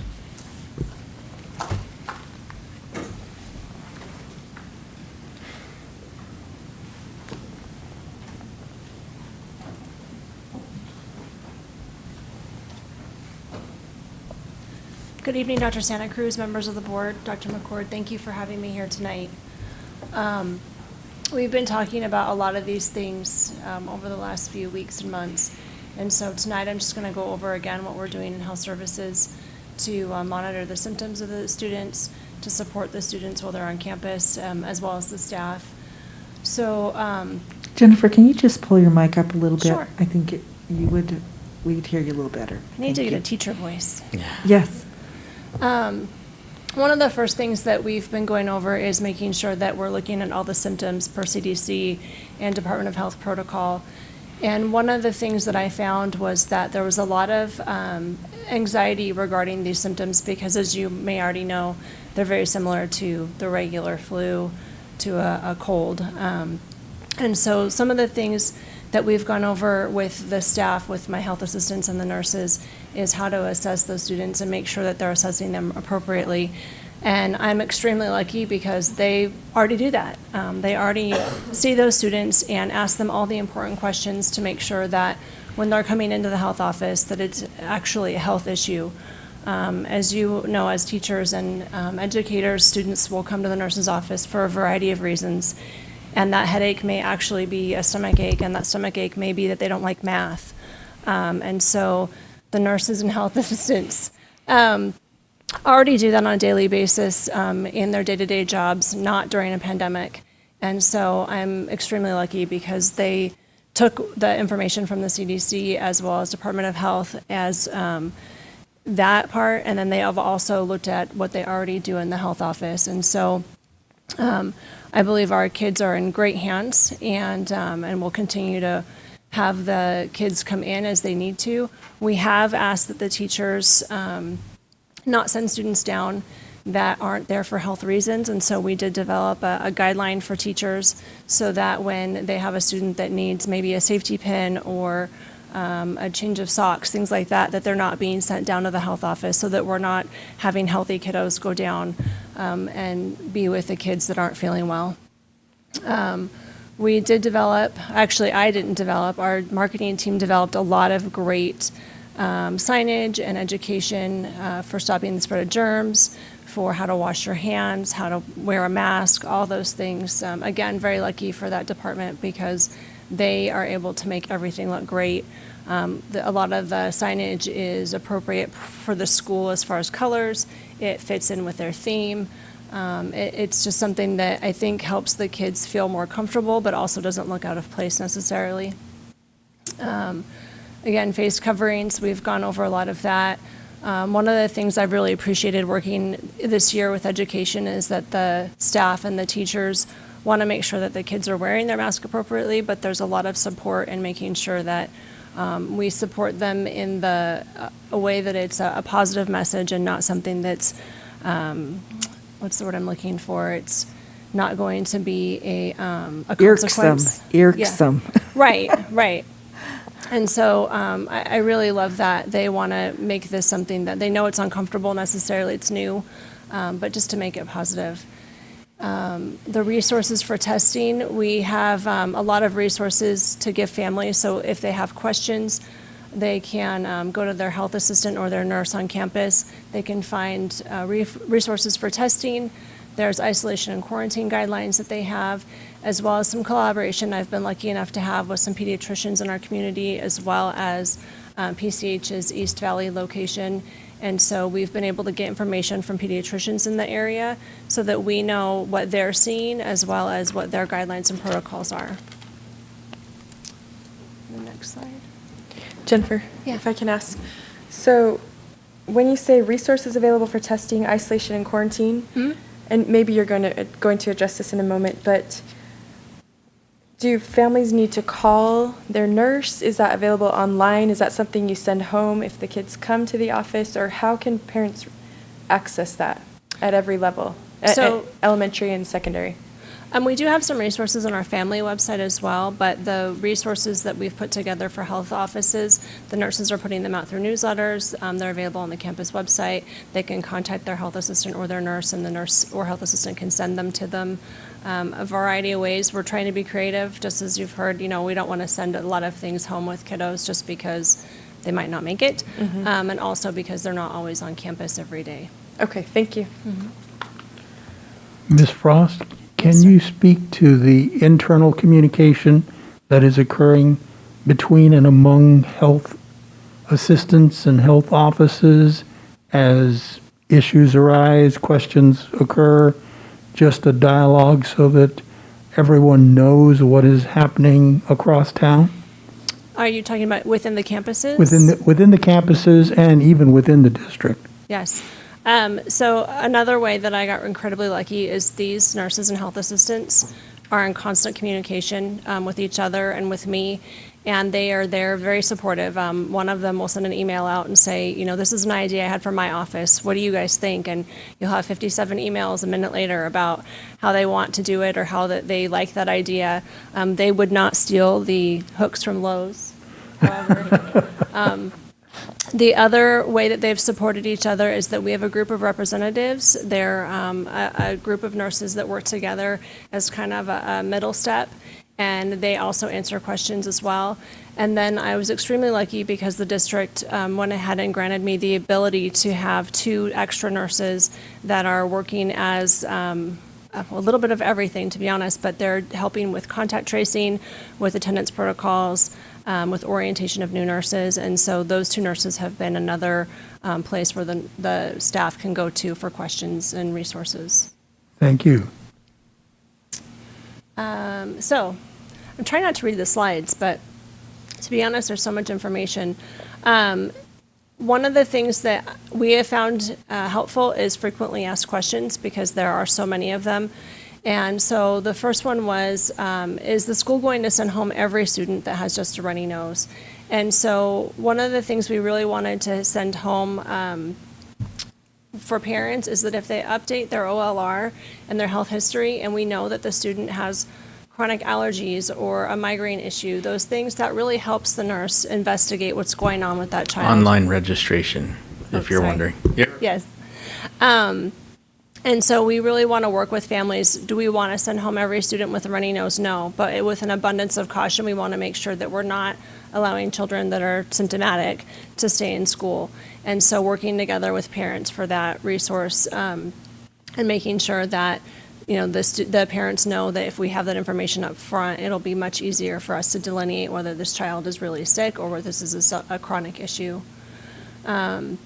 We have some handouts that have been great, 10 things to do before school to make sure kids are ready, to make sure that they're comfortable with the changes in everyday campus activities. A daily health assessment for students, that's something that we have out that the parents are going to be able to do every day with their child to make sure that their child's ready to go to school, whether it be a fever or cough or runny nose. And then when can my child return to school is something that we came up with because there are many different guidelines, again, CDC, local guidelines, and we wanted to make it in an easy-to-read platform, so that the parents can see exactly when their child will be able to return to school if they are sent home with COVID-like symptoms, if they're tested, what the test result is, and then how they would come back from there. So some of the questions that we've been getting as well is what happens if there's a positive teacher or student in my child's class? The district has been very, very good about wanting to be transparent and vulnerable. So of course, just an example, in the secondary schools, typically if there's something like a communicable illness like lice, they wouldn't send a letter out to all the 6 classes of that high school student. But we've changed that for this year. And so if there is a positive student in one class, that student, every class that student attends in the secondary level will get a notice. And from there, we've been working with epidemiology from the Department of Health, and then those contacts will be notified as appropriate if they meet that close contact guideline. What if they've been exposed outside of school is another big question, and we would ask that they develop a close relationship with their health assistant or nurse on campus and call them right away, and then the health assistant or the nurse will give them the guidelines of what to do next. And the last one, will I be notified if there's a positive student? Absolutely. Again, with that transparency, they will be notified that there's a positive student in class, and then we will give them more information as the case evolves. I have a question, a hypothetical, obviously, like good. most everything we're dealing with right now. With having the number of charter schools and other school districts surrounding us that have opened, and let's just say that one of the schools has to close, not ours, but one of the others. Right. Do we have any kind of a protocol about accepting students? I know we can't pick and choose who we accept in public education, but let's say one of the charter schools has to close and 25 kids want to come to the district. How would we handle that?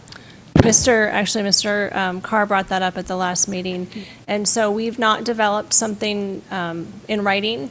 However, with the media the way it is, I know that we would be alerted as soon as it happened that the school closed, and then we would have to work at that. The Department of Health would recommend quarantine for the students that were directly affected, and we would have to work with them as far as whether or not we could let certain children come in. Would you be notified by the Department of Health that which students would have to be quarantined? I don't know. Is that a I don't believe it would be a HIPAA violation? violation, no, Yeah. because it's a community health issue. Okay. I think it would depend more on the parent notifying the health department where they're going. Does that make sense? And so I think if we know, we would address it, but there could be circumstances where we don't. Right. So my question was, so if a parent, we had a question about this, if a child is tested positive for COVID, and what is the first thing that they should do? They should call, well, not the first thing they should do, but as far as the school goes, should they call the nurse first? Or the attendance office and let them know? What's the communication line? I don't typically call the nurse at the school ever. So Right. I don't have that phone number, Right. So how do you do that? Well, there's 2 ways. The first way is when you call the main number of the school, it'll give you the option to choose the nurse's office. Okay. But one thing that we've done that I think is a really great idea, in theory, is that we have created 2 attendance lines. And so when you call the school and you're calling your child in sick for the day, it goes over the symptoms of COVID, and it says if you're calling your child in sick for any of these symptoms, press 2. If all other symptoms, press 1, or not symptoms, but all other reasons. And so the attendance clerks are able to take that information from that second voicemail and put it on a spreadsheet that they share with the nurse. The nurse then is able to follow up with those families. And so if they say, yes, it's positive COVID, the nurse will know right away that they can call that family and give them that information. That's great, thank you. And then, let's see. Okay, so then if they call in and they say, my child is tested positive for COVID, the nurse will talk to the nurse, or the nurse will call them back and get the next information and the next steps of how to come back, when to come back, those kinds of things, and other things that they need help with. Will then does the child or parent need to reach out to all of the teachers, just like you normally would when you're absent, and just send an email and say, we're homesick, can we get the schoolwork? Or is that something that automatically will start happening on the school end? One of our checklists, the positive student checklist, is named appropriately. It actually talks about having the nurse speak with the administrator about, yes, we have the student's positive, they're going to be out this amount of time. The administrator would then lead that chain of events as far as supporting the student while they're at home. If they feel well enough, then they can receive their work. And that's the great thing about having the platform that we do now, is that it's flexible, and so they can still receive their work on that Buzz platform like they are right now. Okay, great. So I guess I would just say to the parents, reach out to your nurse. And Or then, attendants, yeah. Or attendants, and then if you feel like you need to reach out to somebody else, then do that. Otherwise, there are things in place that will start, the schools will reach out to you as well to make sure you're supported in that. Absolutely. Okay, thanks. Any other questions? No? Thank You've you, seen Jen. enough of me Very for the nice. last few weeks. Before we move on, can we go back to secondary for a couple of questions that I forgot Nope, to we're ask? past that slide. Too late. Of course, sure. Who do you want to pick on? So I wanted to pick on junior high. I know that at the high schools, we have a student success center. So if students choose a flex schedule, they can they can take an in-person class and go into the student success center to take their online class. But I'm not aware of what we have at the junior high level to support that flex schedule. So can you explain? Absolutely. We did implement a Center for Success at the junior high level. So if a student is on the flex schedule and there is a gap in between their courses, or we know when our classes end at the 30, their global class will start at the 30 as well. So they could go right into our Center for Success area, which on our campus will be the library. I know our other junior highs are very similar to doing the same, so that the librarian can monitor or assist as needed as they work on their Chromebooks. On their Okay, class. that's great. Then the other question I had was, there's some concern about students having to transition from in-person to online, particularly if they end up getting sick with COVID, or transition from online to in-person if they decide to change. So what help is there to help students make that transition? Well, it's been very clear from the beginning, since we've gone to online instruction, that all of our teachers, whether it's our campus teachers or global, that they are following the scope and sequence of the Buzz platform and the Florida virtual programming and the curriculum, so that if in those situations when it does occur that a student can transition back and forth as easy as possible. And we know it's not going to be ideal, but the things that are in place are working with our counselors, and it's been mentioned earlier tonight, the social workers that all of our junior highs now have. That will be another essential team player in this transition, that our social worker, she can help with the families transitioning, and that a lot of that is the communication piece with our teachers. So if we're getting someone from global, finding out obviously what their grades are, where they're at, if the grades are lower than what they should be, finding what we can do to help them move forward. On our campus this year, and I know some other junior highs as well, we've gone to a campus-wide no consequence late policy with the situation that we're in. We know some students will have troubles turning in late work, and so we've developed a new policy that would allow students to turn in late work and that they can receive full credit up until the week before the grading period ends, to compensate for some of those situations that we know students will face when they transition. All right, thank you very much. I appreciate that. I think that's all my questions. Okay. Thank you, sir. All right, next we'll talk about employees. Mr. McIntosh.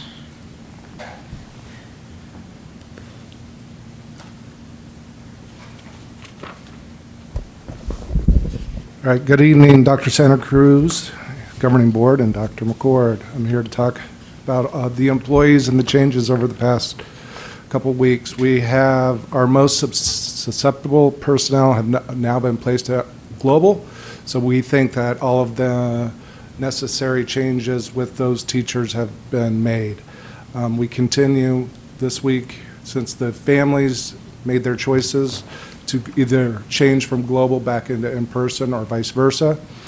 We have done all of our staffing changes, and we continue to do those based on the class size and the ratios. And I'm very pleased to say that we're looking really good at the elementary and the junior high and the high school as far as the majority of the class sizes. They're below the ratios that are set by the district.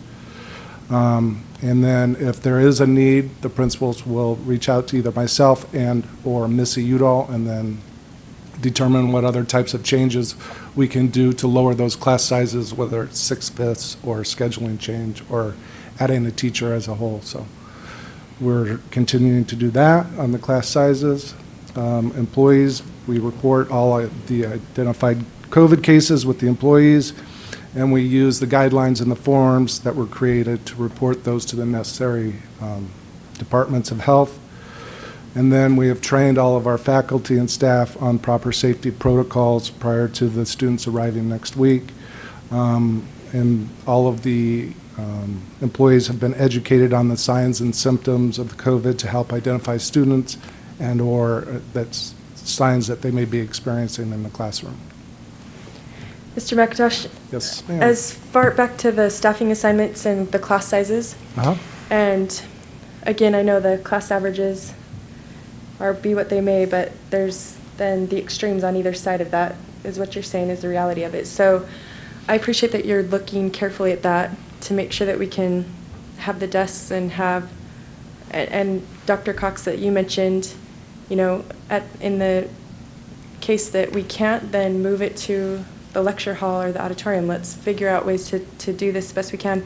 But I anticipate that there might be, we might have some students coming back or some students who will enroll, which didn't go through this last process of parents choosing where they were going to be at. So how will you continue to support our teachers who are already in place and our students who are already in place in making sure that they have what they need, even as we add in the students who come back and enroll? So right now, as I said, the majority of the class sizes are left well below the ratios in order for growth. But if they start to bubble up and get to the top there, we will hire new teachers. We'll post and hire new teachers. That's what we're doing right now in a couple situations at a couple of the high schools. We only have 2 postings at the elementary, so, and we purposely left those, tried to, in the majority of cases, you know, some room for growth there for Okay. when those students arrive. Great, thank you. We sat this afternoon and he had every, just talking elementary right now, every elementary campus and every class size and you know, there were some that had 13 and then there were some that were up at, you know, in the upper 20s. And so Mr. McIntosh obviously is keeping an eye on those grade levels that have a higher number, and there may be already postings for those positions. But when he talked about room for growth, there's some room for growth there, which is good, but we got to manage that as well moving forward. I mean, we don't want a class to go from 20 to 32, you know, on day 2 when we're fully in person. So it'll also have to be something where I know, like the elementary level especially, you know, parents are very interested. Those that left and came back and maybe they wanted so-and-so's teacher. Well, we got to definitely look at numbers and hold on to those numbers in those classrooms. And so that may not happen for them as much as we'd like it to and much as they'd like it to. We have to go where there's space first for safety purposes and then move from there. I think that's a good point, Dr. McCord. Even in the high schools, I think, and junior highs too, have the level classes. I know that there's been times where we try to accommodate the best we can, but we're in a little bit different situation this year, and I hope that our parents will understand as we are trying to accommodate the needs, but also keep our class sizes to the best that we can. So hopefully we can all work together and find ways to accommodate that the best that we can, but still maintain those class sizes. Okay, moving on to the return to work and the precautions and procedures for the employees. We have PPE in each of the classrooms. We provide them with their face coverings or face shields as appropriate and requested. As you already know, there's hand sanitizer in every classroom, cleaning solutions provided for the daily spot cleaning of the high traffic areas. Those classrooms are sanitized daily. As already mentioned, we have a COVID team of custodians to assist us in those higher needed areas. And then there's a deep cleaning every third day at a minimum. And then we also follow the district health protocols and reporting and returning to work, which I spoke about earlier, and notification of positive contacts. And then as we return to work and the support that the district's offering, we have employee assistance program, and then regular communication with those vulnerable staff. We'll reach out to them, talk to them, and find out how they're doing, and do just basic check-ins. There's training for the use of the online platforms and the supplemental resources, and then instructional technology support dedicated to virtual learning. Mr. McIntosh, Yes, sir. I know that the EAP is in place, and that's a substantial benefit to our employees. But we also have teachers and staff who are in the building now and who will be in the building as we move to full-time in person, who are concerned about their own anxiety and their own level of stress related to this pandemic. Will we have personnel available and alerted to checking in with those folks as time permits? Well, I think that's a really good point. We have social workers at all of the elementaries and the junior highs, and then the mental health counselors at the high school. There's also, the administrator or relationships that get built on each campus to help those individuals who may be experiencing a rather higher level of anxiety, and I can understand that as we report back. So I think it just goes back to the communication with either the administrator, or if it's bigger than that, then those social workers, mental health counselors are there to kind of help and guide them to other places. But EAP, is you get 10 sessions for free for every employee. So, and they're the real counselors to assist and give the employees the tools to put in their tool belt to kind of lower their anxiety and come into work each day. Absolutely, and thank you for that. I just want us to be mindful of the fact that we have employees at every level who may be experiencing a level of stress and anxiety that we don't really know about. Correct. Thank you, Mr. McIntosh. Next, Ms. Betts.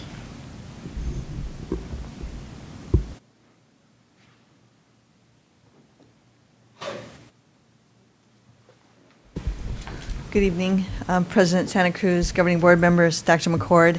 I wanted to start with the transportation update, as we can't start school without getting our kids there. So just the fleet is in better shape than it's ever been, so we have been taking advantage of the long break. In addition, as you know, we did implement the new routing software, Versatrans, this last spring, and so all of the regular education routes are totally completed, have been verified. All the drivers have driven the routes, have substantiated their times. One of the issues we had last year was with our software, the software indicated a time that we're often as much as 30 minutes off, which caused some of the delays and issues at the beginning of the school year last year. So we believe that as far as our regular education buses go, we're in good shape. We did reinstate the wristband program for our kindergarten students. So each bus, we are affectionately giving a package of those colored laminated cards to every bus, so that, let's use Greenfield Elementary as the example. They have the greatest number of buses, so they have 7 buses. So each bus will have its own color, and each kindergarten teacher will be given the appropriate yellow, green, blue, purple, red wristband to put onto the kindergarten student, so that in the afternoon when they're going home, they're able to match up the color that's shown in the bus window to the wristband on their wrist. Those have been all been transmitted to all of our elementary schools, as well as the school classroom lists given to the entire school, not just kindergarten, but indicating what bus every student is on in the entire school. So that has already occurred. In addition, at the junior high and the high schools, they don't worry so much about kindergarten students and wristbands, but they would like to know what the approximate lineup would be for the buses, so that they know which students are on which bus that's going to come in first, second, third, fourth, et cetera. And so those bus lineups have been sent out to our secondary schools as well. Assigned seating, this had come up recently, that we really need to make sure that we're understanding who's on our buses and who and where they are sitting in the event of an outbreak, where we're able to do some contact tracing. So again, it's difficult the first couple of weeks. We're not in a steady state, especially the first couple of weeks this year, as only half of our students will be riding the bus on any one day.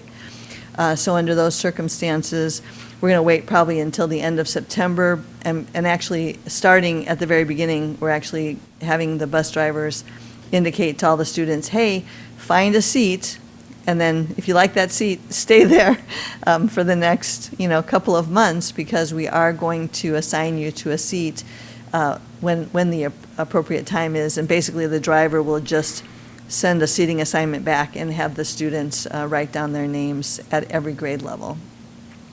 So in addition to that, we wanted to make sure that we had some visibility as to which students are actually riding our bus.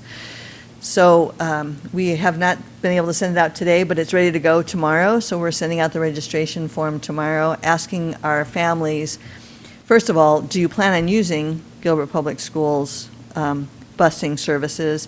If the answer is no, then they're done. If they say yes, then we're actually asking them, is it occasionally or regularly? This will just give us some more information on, in the event of an outbreak, how we can match up the student to the bus route that they're on. In addition, we did verify, of course, all of our buses do have cameras on them, and we keep video, and the video is kept anywhere between 3 weeks to a month. And so in the event of an outbreak and we don't know for certain who the student was sitting next to, we're able to pull that video and be able to verify that fairly quickly. Special education routes, ongoing. Again, this is a complexity that I learned about last year, the issue that as special education students arrive, and depending upon where they live, they could impact the pickup and drop-off times for every single student on that route that's already been routed, requiring us to contact all the parents over and over again as their schedules change, because we're adding students to routes. This year, with the assistance of the special education department, we received every single student that had an IEP mandate of specialized transportation by the 15th or 20th of May. So we've been actively getting them all routed. What happened then, though, is at the end of June and early July, we had some significant upturns in COVID-19 cases throughout the county. And at that point in time, many of our students with transportation and IEP needs disenrolled from our neighborhood schools and enrolled in Global Academy. So when that happened, many of these students, their transportation was deleted. They're now online, so theoretically they don't need transportation to go to school online. So at this point in time, the last couple of weeks, we've been working very closely with the special education department, identifying all those students with that need, Did they move back into a bricks and mortar so that we can get them routed as quickly as possible? So right now, we think that we've got everybody routed to the tune of maybe as many as 30 to 40 individuals have not yet been routed, which is much, much better than in prior years. So we feel like we're in pretty good shape there as well. And then finally, if you remember, we did have a great deal of phone calls last year. We believe that all of these efforts that we've made will contribute greatly to the number of phone and emails coming in the first day of school, but we do know that we're expecting those. It's always difficult the first week or so of school. And so we have worked with technology services to get set up another phone bank with an additional 6 phones put into the conference room and areas in transportation so that we can manage all the phone calls. So in addition, wanted to share again, as we've had resignations of other employees, we've also seen resignations of our drivers.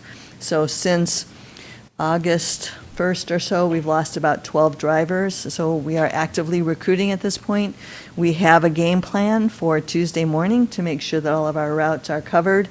In addition, I had been told that Chandler Public Schools was providing some support to Queen Creek, renting out their drivers as they are not yet in session. So Trace Tolby, our director, has been reaching out to local school districts around to find out, can we open up a purchase order with Mesa or with Scottsdale or some of the other neighboring school districts to actually rent to their drivers for a period of a couple of weeks while that school district is not in session, but Gilbert Public Schools is. So we're still working on those kinds of things as well to mitigate some of that loss. I talked about the video cameras, implementing the Zonar Z-Pass. So we had talked about this last year a couple of times with the superintendent's parent council. We talked about it in June, about whether that would be of value. Things were looking pretty good at the end of June, and we put that on the shelf. However, it's deemed now that we really should probably do that. So Higley Unified, as an example, does not have Z-Pass. They have another system by which they are having the students put their pass on the bus so that the bus knows who's on the bus, at any point in time. So that's what the Z-Pass will do as well. We have moved forward on implementing that, getting all the equipment put on all of our buses, hoping to pilot it after fall break with some of our elementary schools to start. In addition, we talked about the signage. So our special education students starting September 8th, starting September 8th, will be going Tuesday and then Thursday and Friday that first week. So you can see the 4-day sign on the bus there. And then the Monday, Thursday sign for those starting the next week. And then the Tuesday, Friday sign for those that will start Tuesday and their second day will be on Friday next week.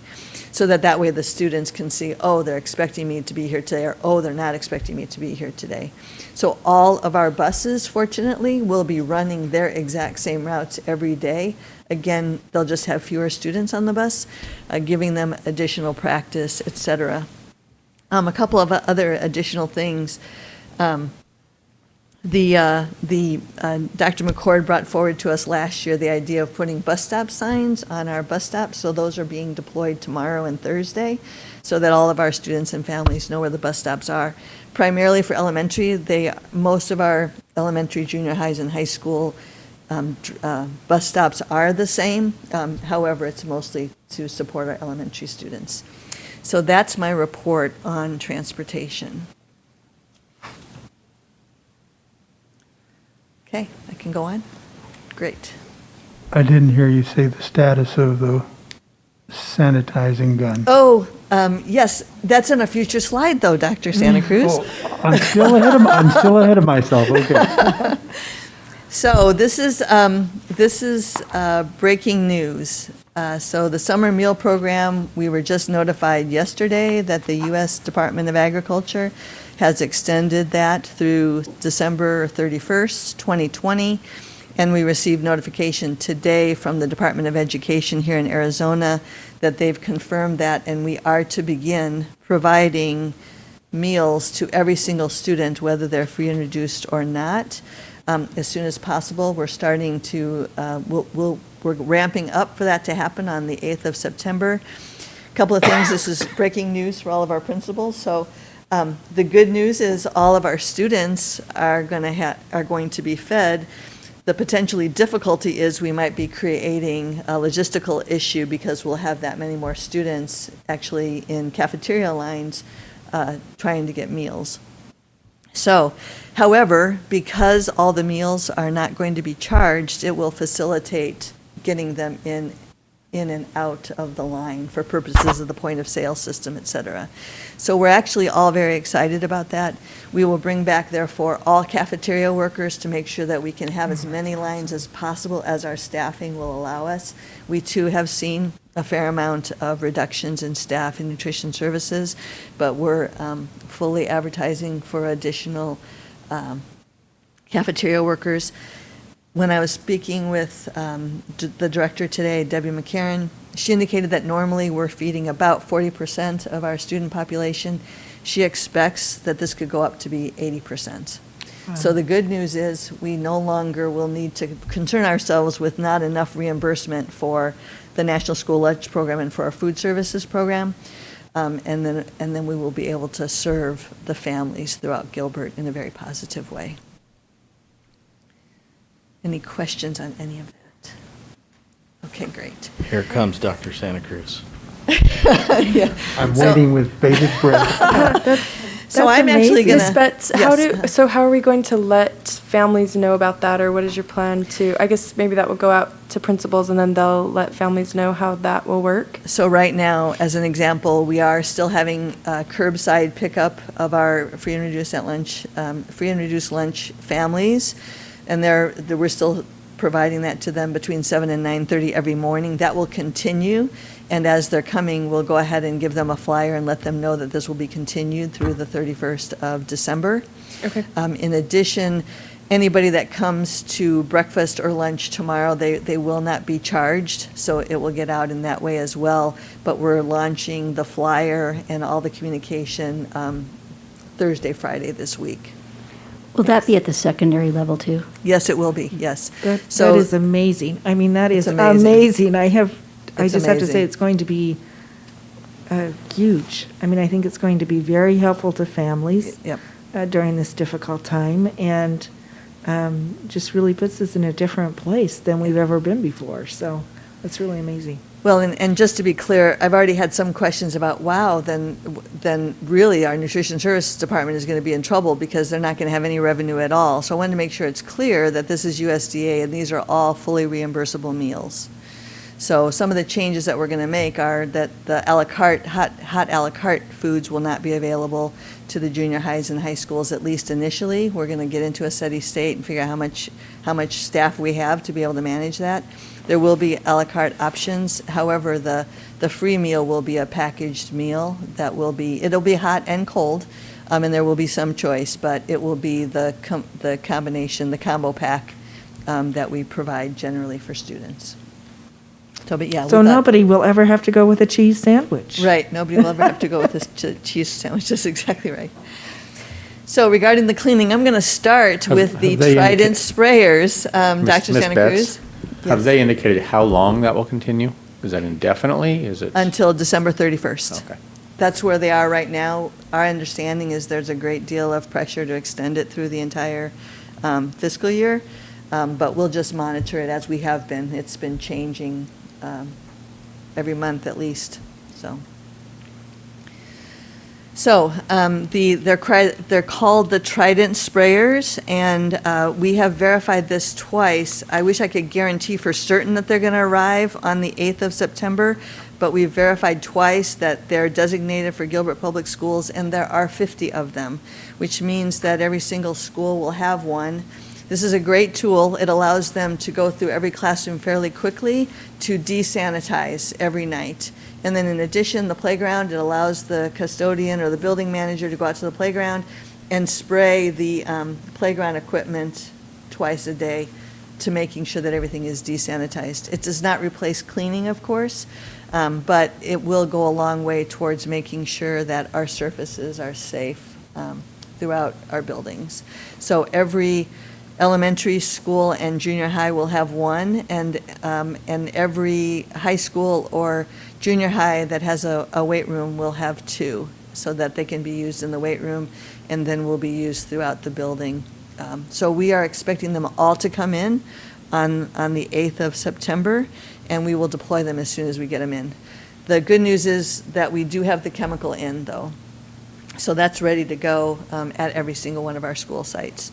In addition, 10 of those sprayers are designated for transportation with the same thing, so that every time that they run a route, they're able to go, and when I say a route, I mean all 3 runs, high school, elementary, junior high, and they'll be able to go ahead and fog the inside of the bus so that when the afternoon run is available, it's desanitized, and then we'll clean it at the end of the day on the buses as well. And right now, we're managing that. We did not anticipate having the Trident sprayers in time, so we're managing that. Every single one of our buses has a spray bottle of this QT material, and so they are actually using a hand spray bottle to desanitize every time they're doing a special education run, a preschool run, whatever the case, an EVIT run, and they're doing that individually now on our buses as well. I'm happy to say that all of the plexiglass shields are in and have been installed and deployed to all of our schools. Every single spray bottle, we finally received all the sprayers that we needed to make sure that every classroom was fit with one. The hand sanitizer bottles, of course, have been in for some time. We made a commitment, it was actually Ashland Ranch that we used as the model for determining how many hand sanitizers dispensers do we need in our average elementary school in Gilbert. And so it was at Ashland that we determined the locations, and we determined that there were 14 that were needed, the dispensers were needed, there were 14 per elementary. So I can say that we are at least 8 for every elementary, and they have the product to go with it.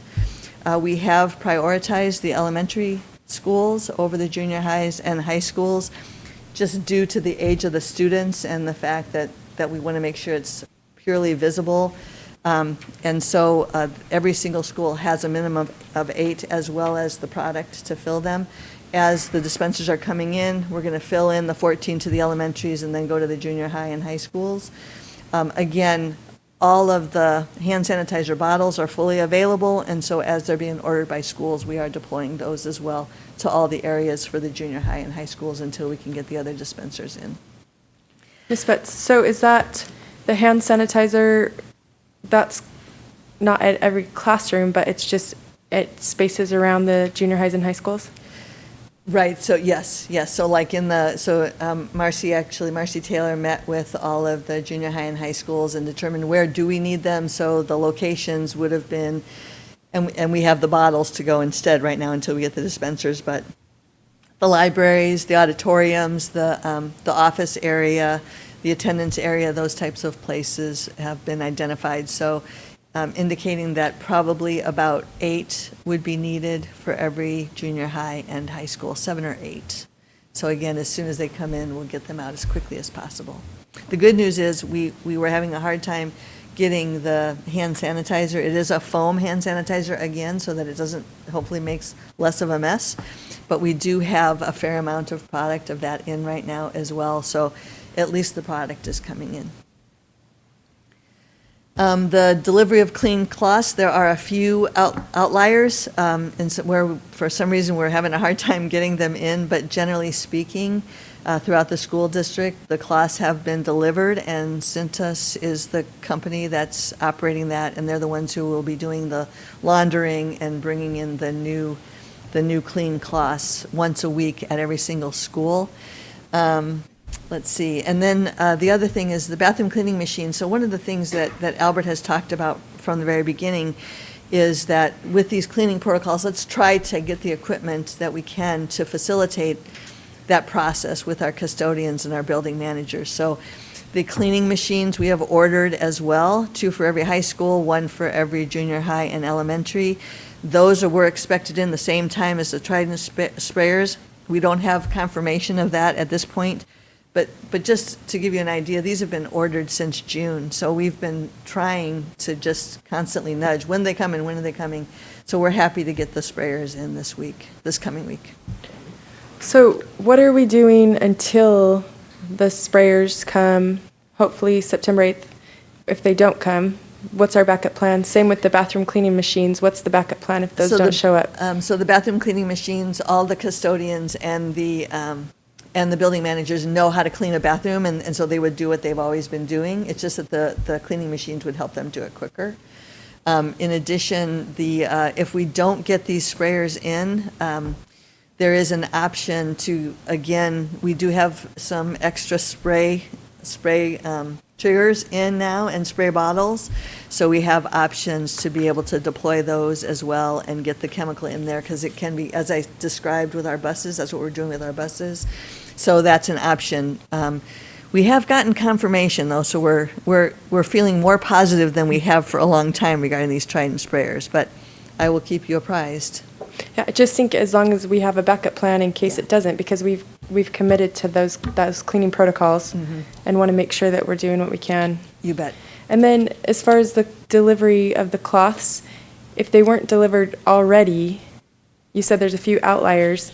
Are you expecting them tomorrow or the next day? I mean, Yeah, so, by Tuesday for sure, the we teachers had, will have them? We had an issue with one school yesterday. Those were delivered yesterday, so we're good there. And then another school came up today, and they're supposed to be delivered tomorrow morning. Yes, they're on top of it. Albert's staying on top of it. Those are the only two that were outstanding. Now there's only one left that I know of, at least. Okay, thank you so much. You bet.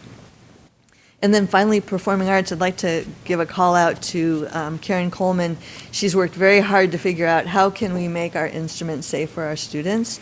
So there were two products that she found. The Mighty Mist is to sanitize the inside of horns, and the Super Slick is really meant to sanitize the exterior of our wood instruments. So the Super Slick is in, and we're able to deploy that out to our orchestras, and probably associated with our clarinets and stuff like that for our band instruments. And we're still waiting for the Mighty Mist to come in. In addition, she actually went out and hit up Lowe's and Home Depot for buckets, and then using probably some sort of a material, a kitty litter type material, so that there's a place that the students can like shake out They're their horns. trumpets. I was worried about that. Yeah. So that it's not all over the carpet or in the air, whatever the case may be. They're spit valves. Yeah. Yes. And we have, we also had one student that was sharing a horn, and that we have put in an order to get a second horn so that we don't have that sharing going on as well. So we are working with the performing arts group as well to come up with strategies. Sorry, those buckets have been needed for years. Yeah. To know that they empty that out on the carpet and just leave it. Yeah, I didn't want to it's get into been that needed. detail. I'm sorry. So again, I guess just what is the backup for the brass instruments? Are those for the Mighty Mist? Is that for instruments that are shared? Like if you, or And is I that don't for have an every- answer to that question, so I've been a little bit external to that conversation, but I will find out, and I'll put it in this week's board memo, so you're Thanks. aware. Yeah. Any other questions on that?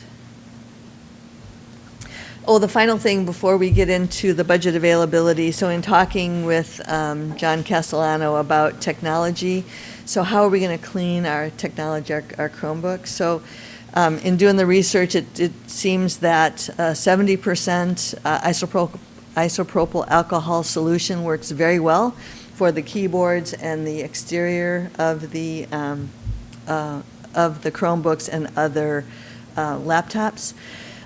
The issue is with the LCD screens, and so it needs to be diluted to 50% concentration. We did have enough isopropyl alcohol in to deploy them all to our high schools and secondary so they can get started having that available to them. We're working at getting a 50% solution, but we do have enough alcohol where we can at least give them the alcohol and they can dilute it themselves to the 50% level. And we're still working on options for our elementary schools. So there are products out there. There's electronic wipes, and there's a 3M wipe that is meant for electronic materials. We're looking at seeing how quickly we can procure those so that we can send them out to our elementary schools. So that's all I have about the cleaning. Are there any other questions? So, Dr. Santa Cruz, are you good? Perfect, thank you.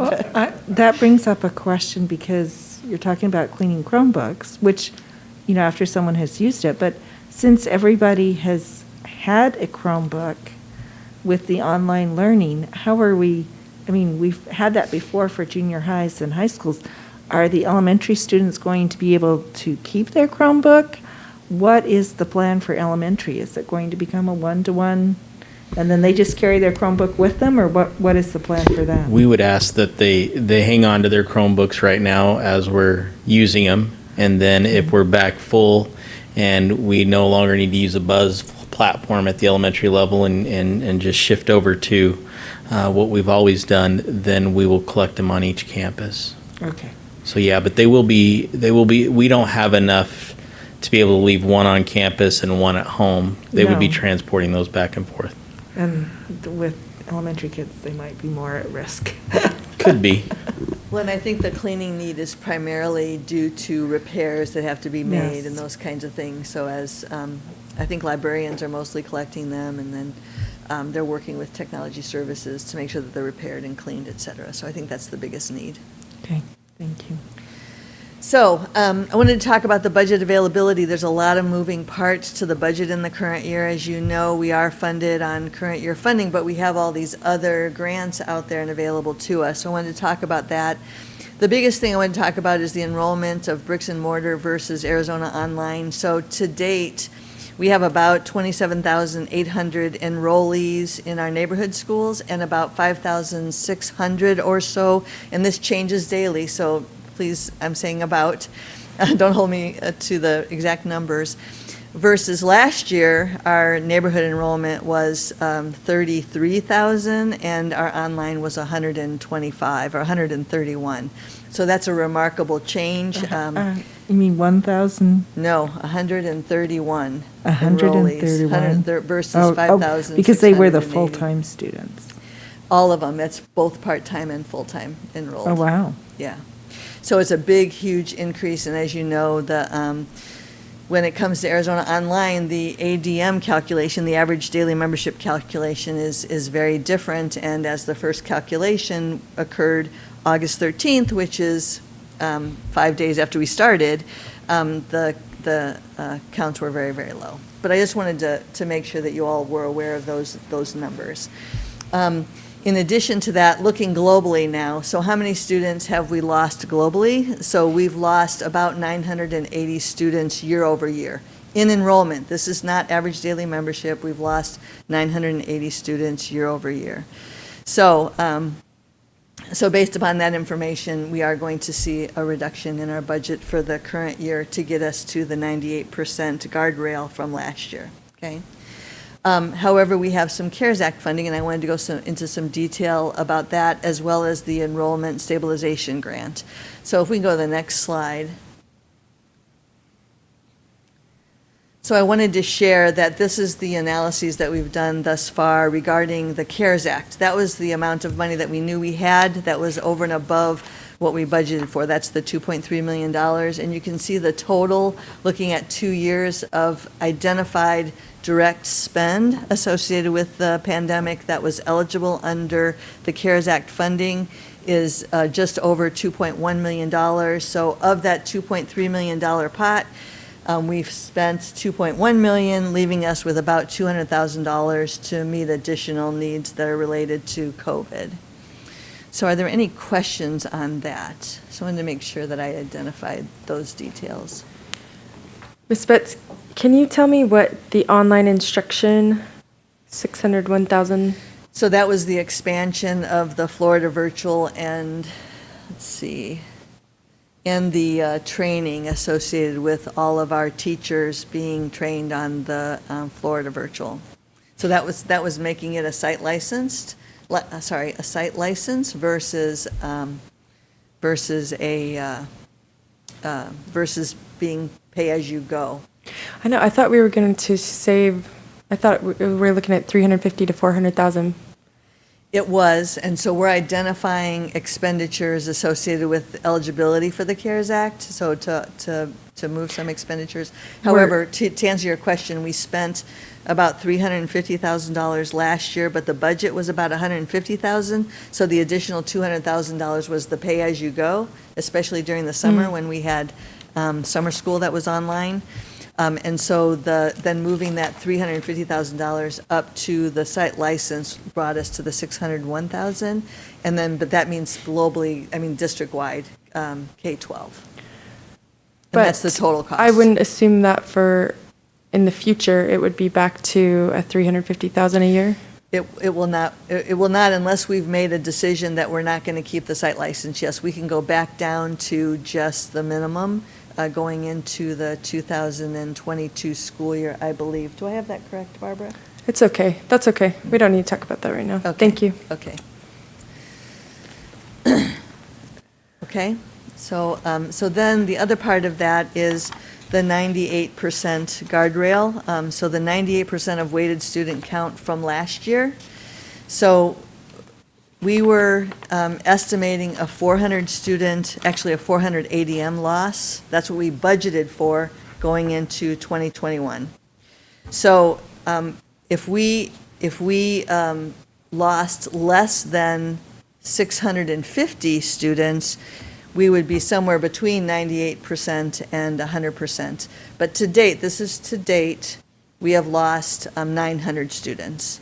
So therefore, we are planning on revising our budget down that we Gilbert Public Schools own. So that reduction will be about $2.5 million.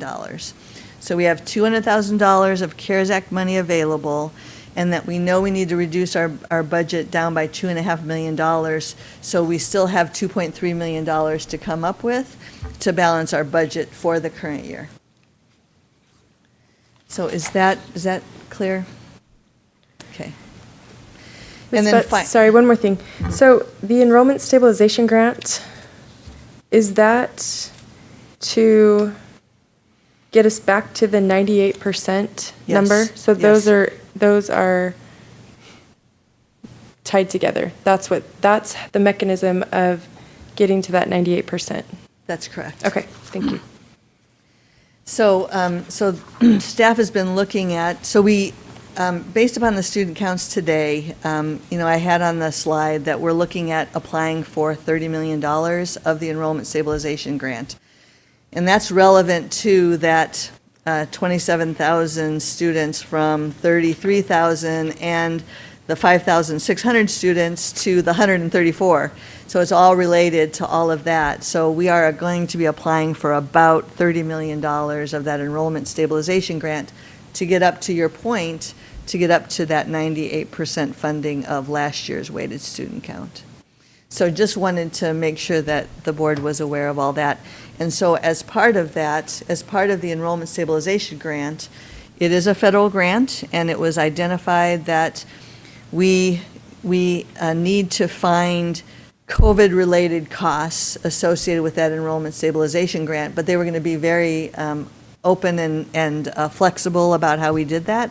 One of the things they mentioned was revenue losses, so that we could, if we could show where we had this much money in this particular fund last year or in 19 and in 20, it decreased substantially. We're able to apply for that delta. So to date, we've identified about $5 million of revenue loss. At the same time, we're looking for all those expenditures that we could apply for the $30 million enrollment stabilization grant. And that's all very complicated, and I'm very sorry, but it's a little bit of a shell game at this point to try to figure out where we're going to go from here. And that grant, by the way, the grant application is due Friday this week. So, Are you confident, is that a best case scenario that we could get 30 million, or are you confident that, or how do you feel about that? I mean, could we be looking at even a less amount than that, which would affect our budget? So I believe the governor when he says that we will be funded to no less than 98% of the prior year's weighted student count. How we're going to get there, I don't know. So one of the things I think that we did anticipate as a group, all of my peers, was that we would just be funded at worst case, we'd be funded through equalization at the 98% of weighted student count. But then there was the enrollment stabilization grant funding that was provided from the federal government. And so the state of Arizona is using that first. And I believe early on, the governor identified some of the rainy day funds as being able to hold schools and public districts and charter schools harmless. So I believe that, not sure whether the enrollment stabilization grant will meet the full $30 million, but I do believe that we will have the funding in some way, shape, or form to meet that 98% of last year's weighted student count. Thank you. I think that's all I got. That's it? Right? Thanks. Nice job. Thank you.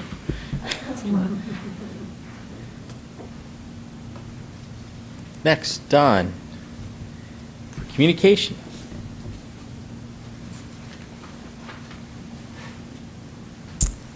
Good evening, Dr. Santa Cruz, Governing Board members, Dr. McCord. This is really just a summary of what we've talked about at the previous meetings. Right now, with regard to communication, we're really focusing on back to campus. Just to reiterate some of what the principals shared today, the communications at the campus level have been phenomenal, and we've been monitoring them from district. They've been very impressive. Communicating with our various stakeholders at this moment is definitely challenging, and I greatly appreciate all of the expertise that the campuses have shown. Some clear things that we just need to support our families with right now, one of which is making sure, Ms. Frost mentioned it, is making sure that all of our families have accurate contact information in Infinite Campus, as that feeds into Blackboard, which is our mass notification system. Luckily, we have just gone through an annual update, and all of our campuses have been working really hard. Within Blackboard, there is a report that can be generated to show how many emails are incorrect. So I looked at our report for all of our campuses today, and we are at below 0.4% bad emails, which is phenomenal given the number of parents we have in our district. So the campuses have been doing a wonderful job. Of course, right now it's really important that we can communicate accurate and up-to-date information with all of our families. So we'll be continuing to remind our families of that if their contact information changes, it's really important to get that updated in Infinite Campus as soon as possible. We're also constantly reminding our families right now that they should be expecting and looking out for regular communications from district and their campus, as all the key information is shared. And a lot of that information, like has already been mentioned, is around educating our families and how they can support their students with regard to expectations for a return to campus. So, for example, in our weekly district newsletters to families, we're sharing what does that daily health assessment look like. Here's a downloadable PDF. Also, you can view it on the website. Video content about how to go through that daily health assessment. Video content on 5 easy steps to washing your hands correctly.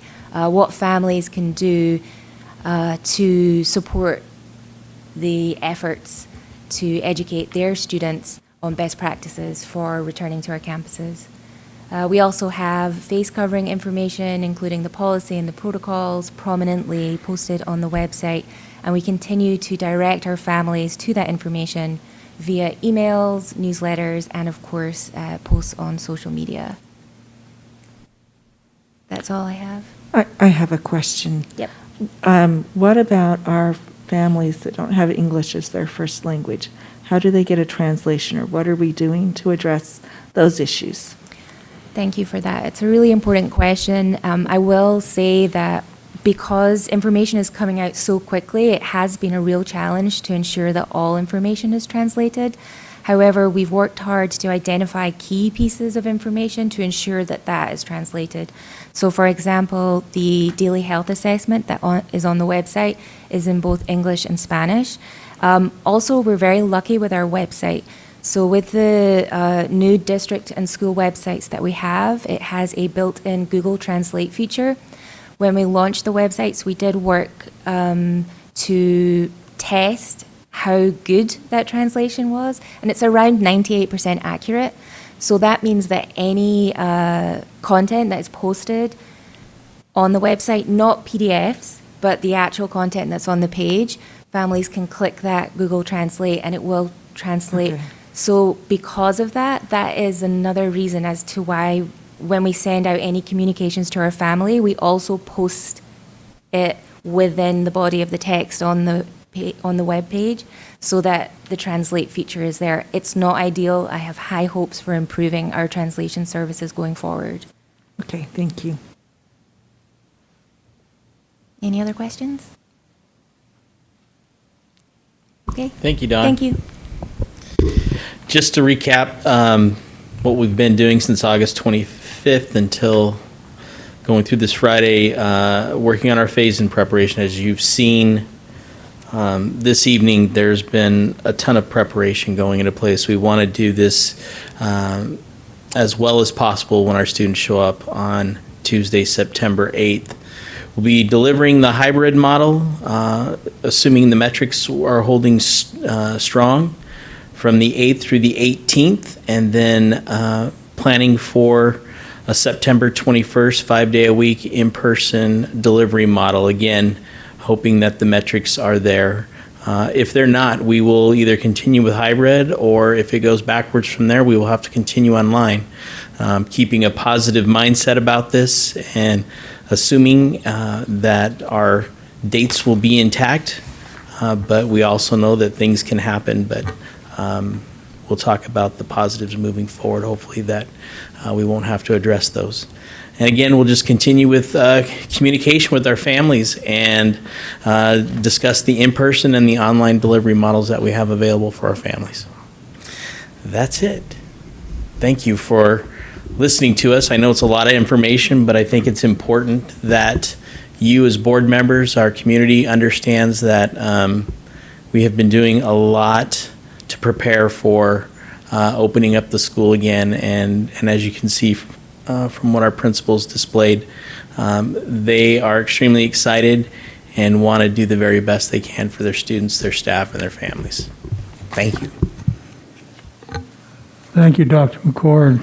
And just a reiteration, therein lies, as we observed and listened to the presentations from all of those individuals who made themselves available this evening, therein lies the rationale and the reason for why this wasn't a turnkey operation and why we needed the time to get ready for any kind of reopening. And so, at least for me and on behalf of my fellow board members, I would just offer a great amount of appreciation and gratitude for the work that's been done, with the understanding that nothing is perfect.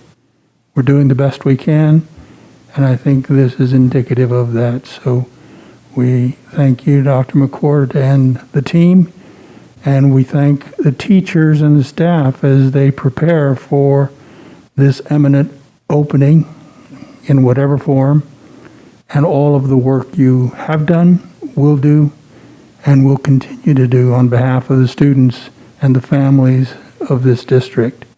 Board members, any additional commentary? I'd like to add something also, Dr. Santa Cruz, if I may. I really appreciate this. I think all of you know that this is something I've been very worried about, and I'm going to continue to be worried about it just because of everything that's gone on. But the amount of work and thought that's put into this by all of you, all of this staff and everything is beyond anything that I could even be more grateful for. I would like to just add something personal. As you know, I spent a lot of time in Montana this summer, and the city that we were in, it used to be a mining town, and now it is basically the hospitality industry.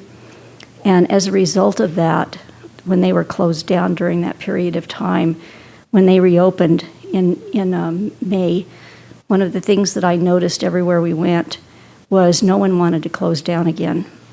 And as a result of that, people were working so hard trying to keep things sanitized, keep the social distancing, because they relied on that job. They didn't want to close down again. And it was really impressive to see the cooperation in this one community of people wearing their masks, cleaning things up, socially distancing. And I think that's what we can have here in this district. And I would encourage all of our principals to have that let's make sure we don't have to close it down again attitude, which I think you do. And if we can just keep portraying that to our community, that if everybody works together and does what we need to do that is the right thing, then, sky's the limit. I agree. Thank you for that. Anyone else? I just would like to express my gratitude for, we have a number of people who presented tonight, but we know that behind them are hundreds, thousands of people working to make this all work, and would like to thank each of them. Wish we could do it individually, but we're supposed to social distance, so we won't. And just very much looking forward to having students back on the campus Tuesday. Dr. Santa Cruz, Humphreys?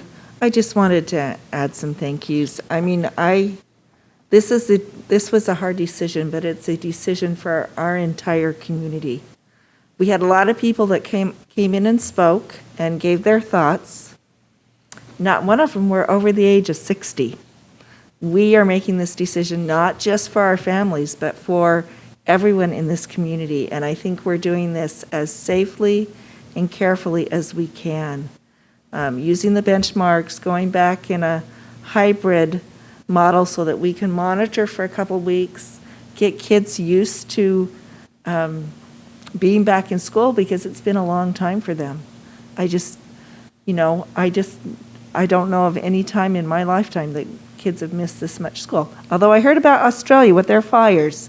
They missed a lot of school, and the kids still were able to achieve and catch up and do well with their studies. So I expect the same of us, that when we get back in school and we have our kids there, that we'll all be responsible, both in school and at home, so that we can keep the virus spread down and keep everybody safe and have that education.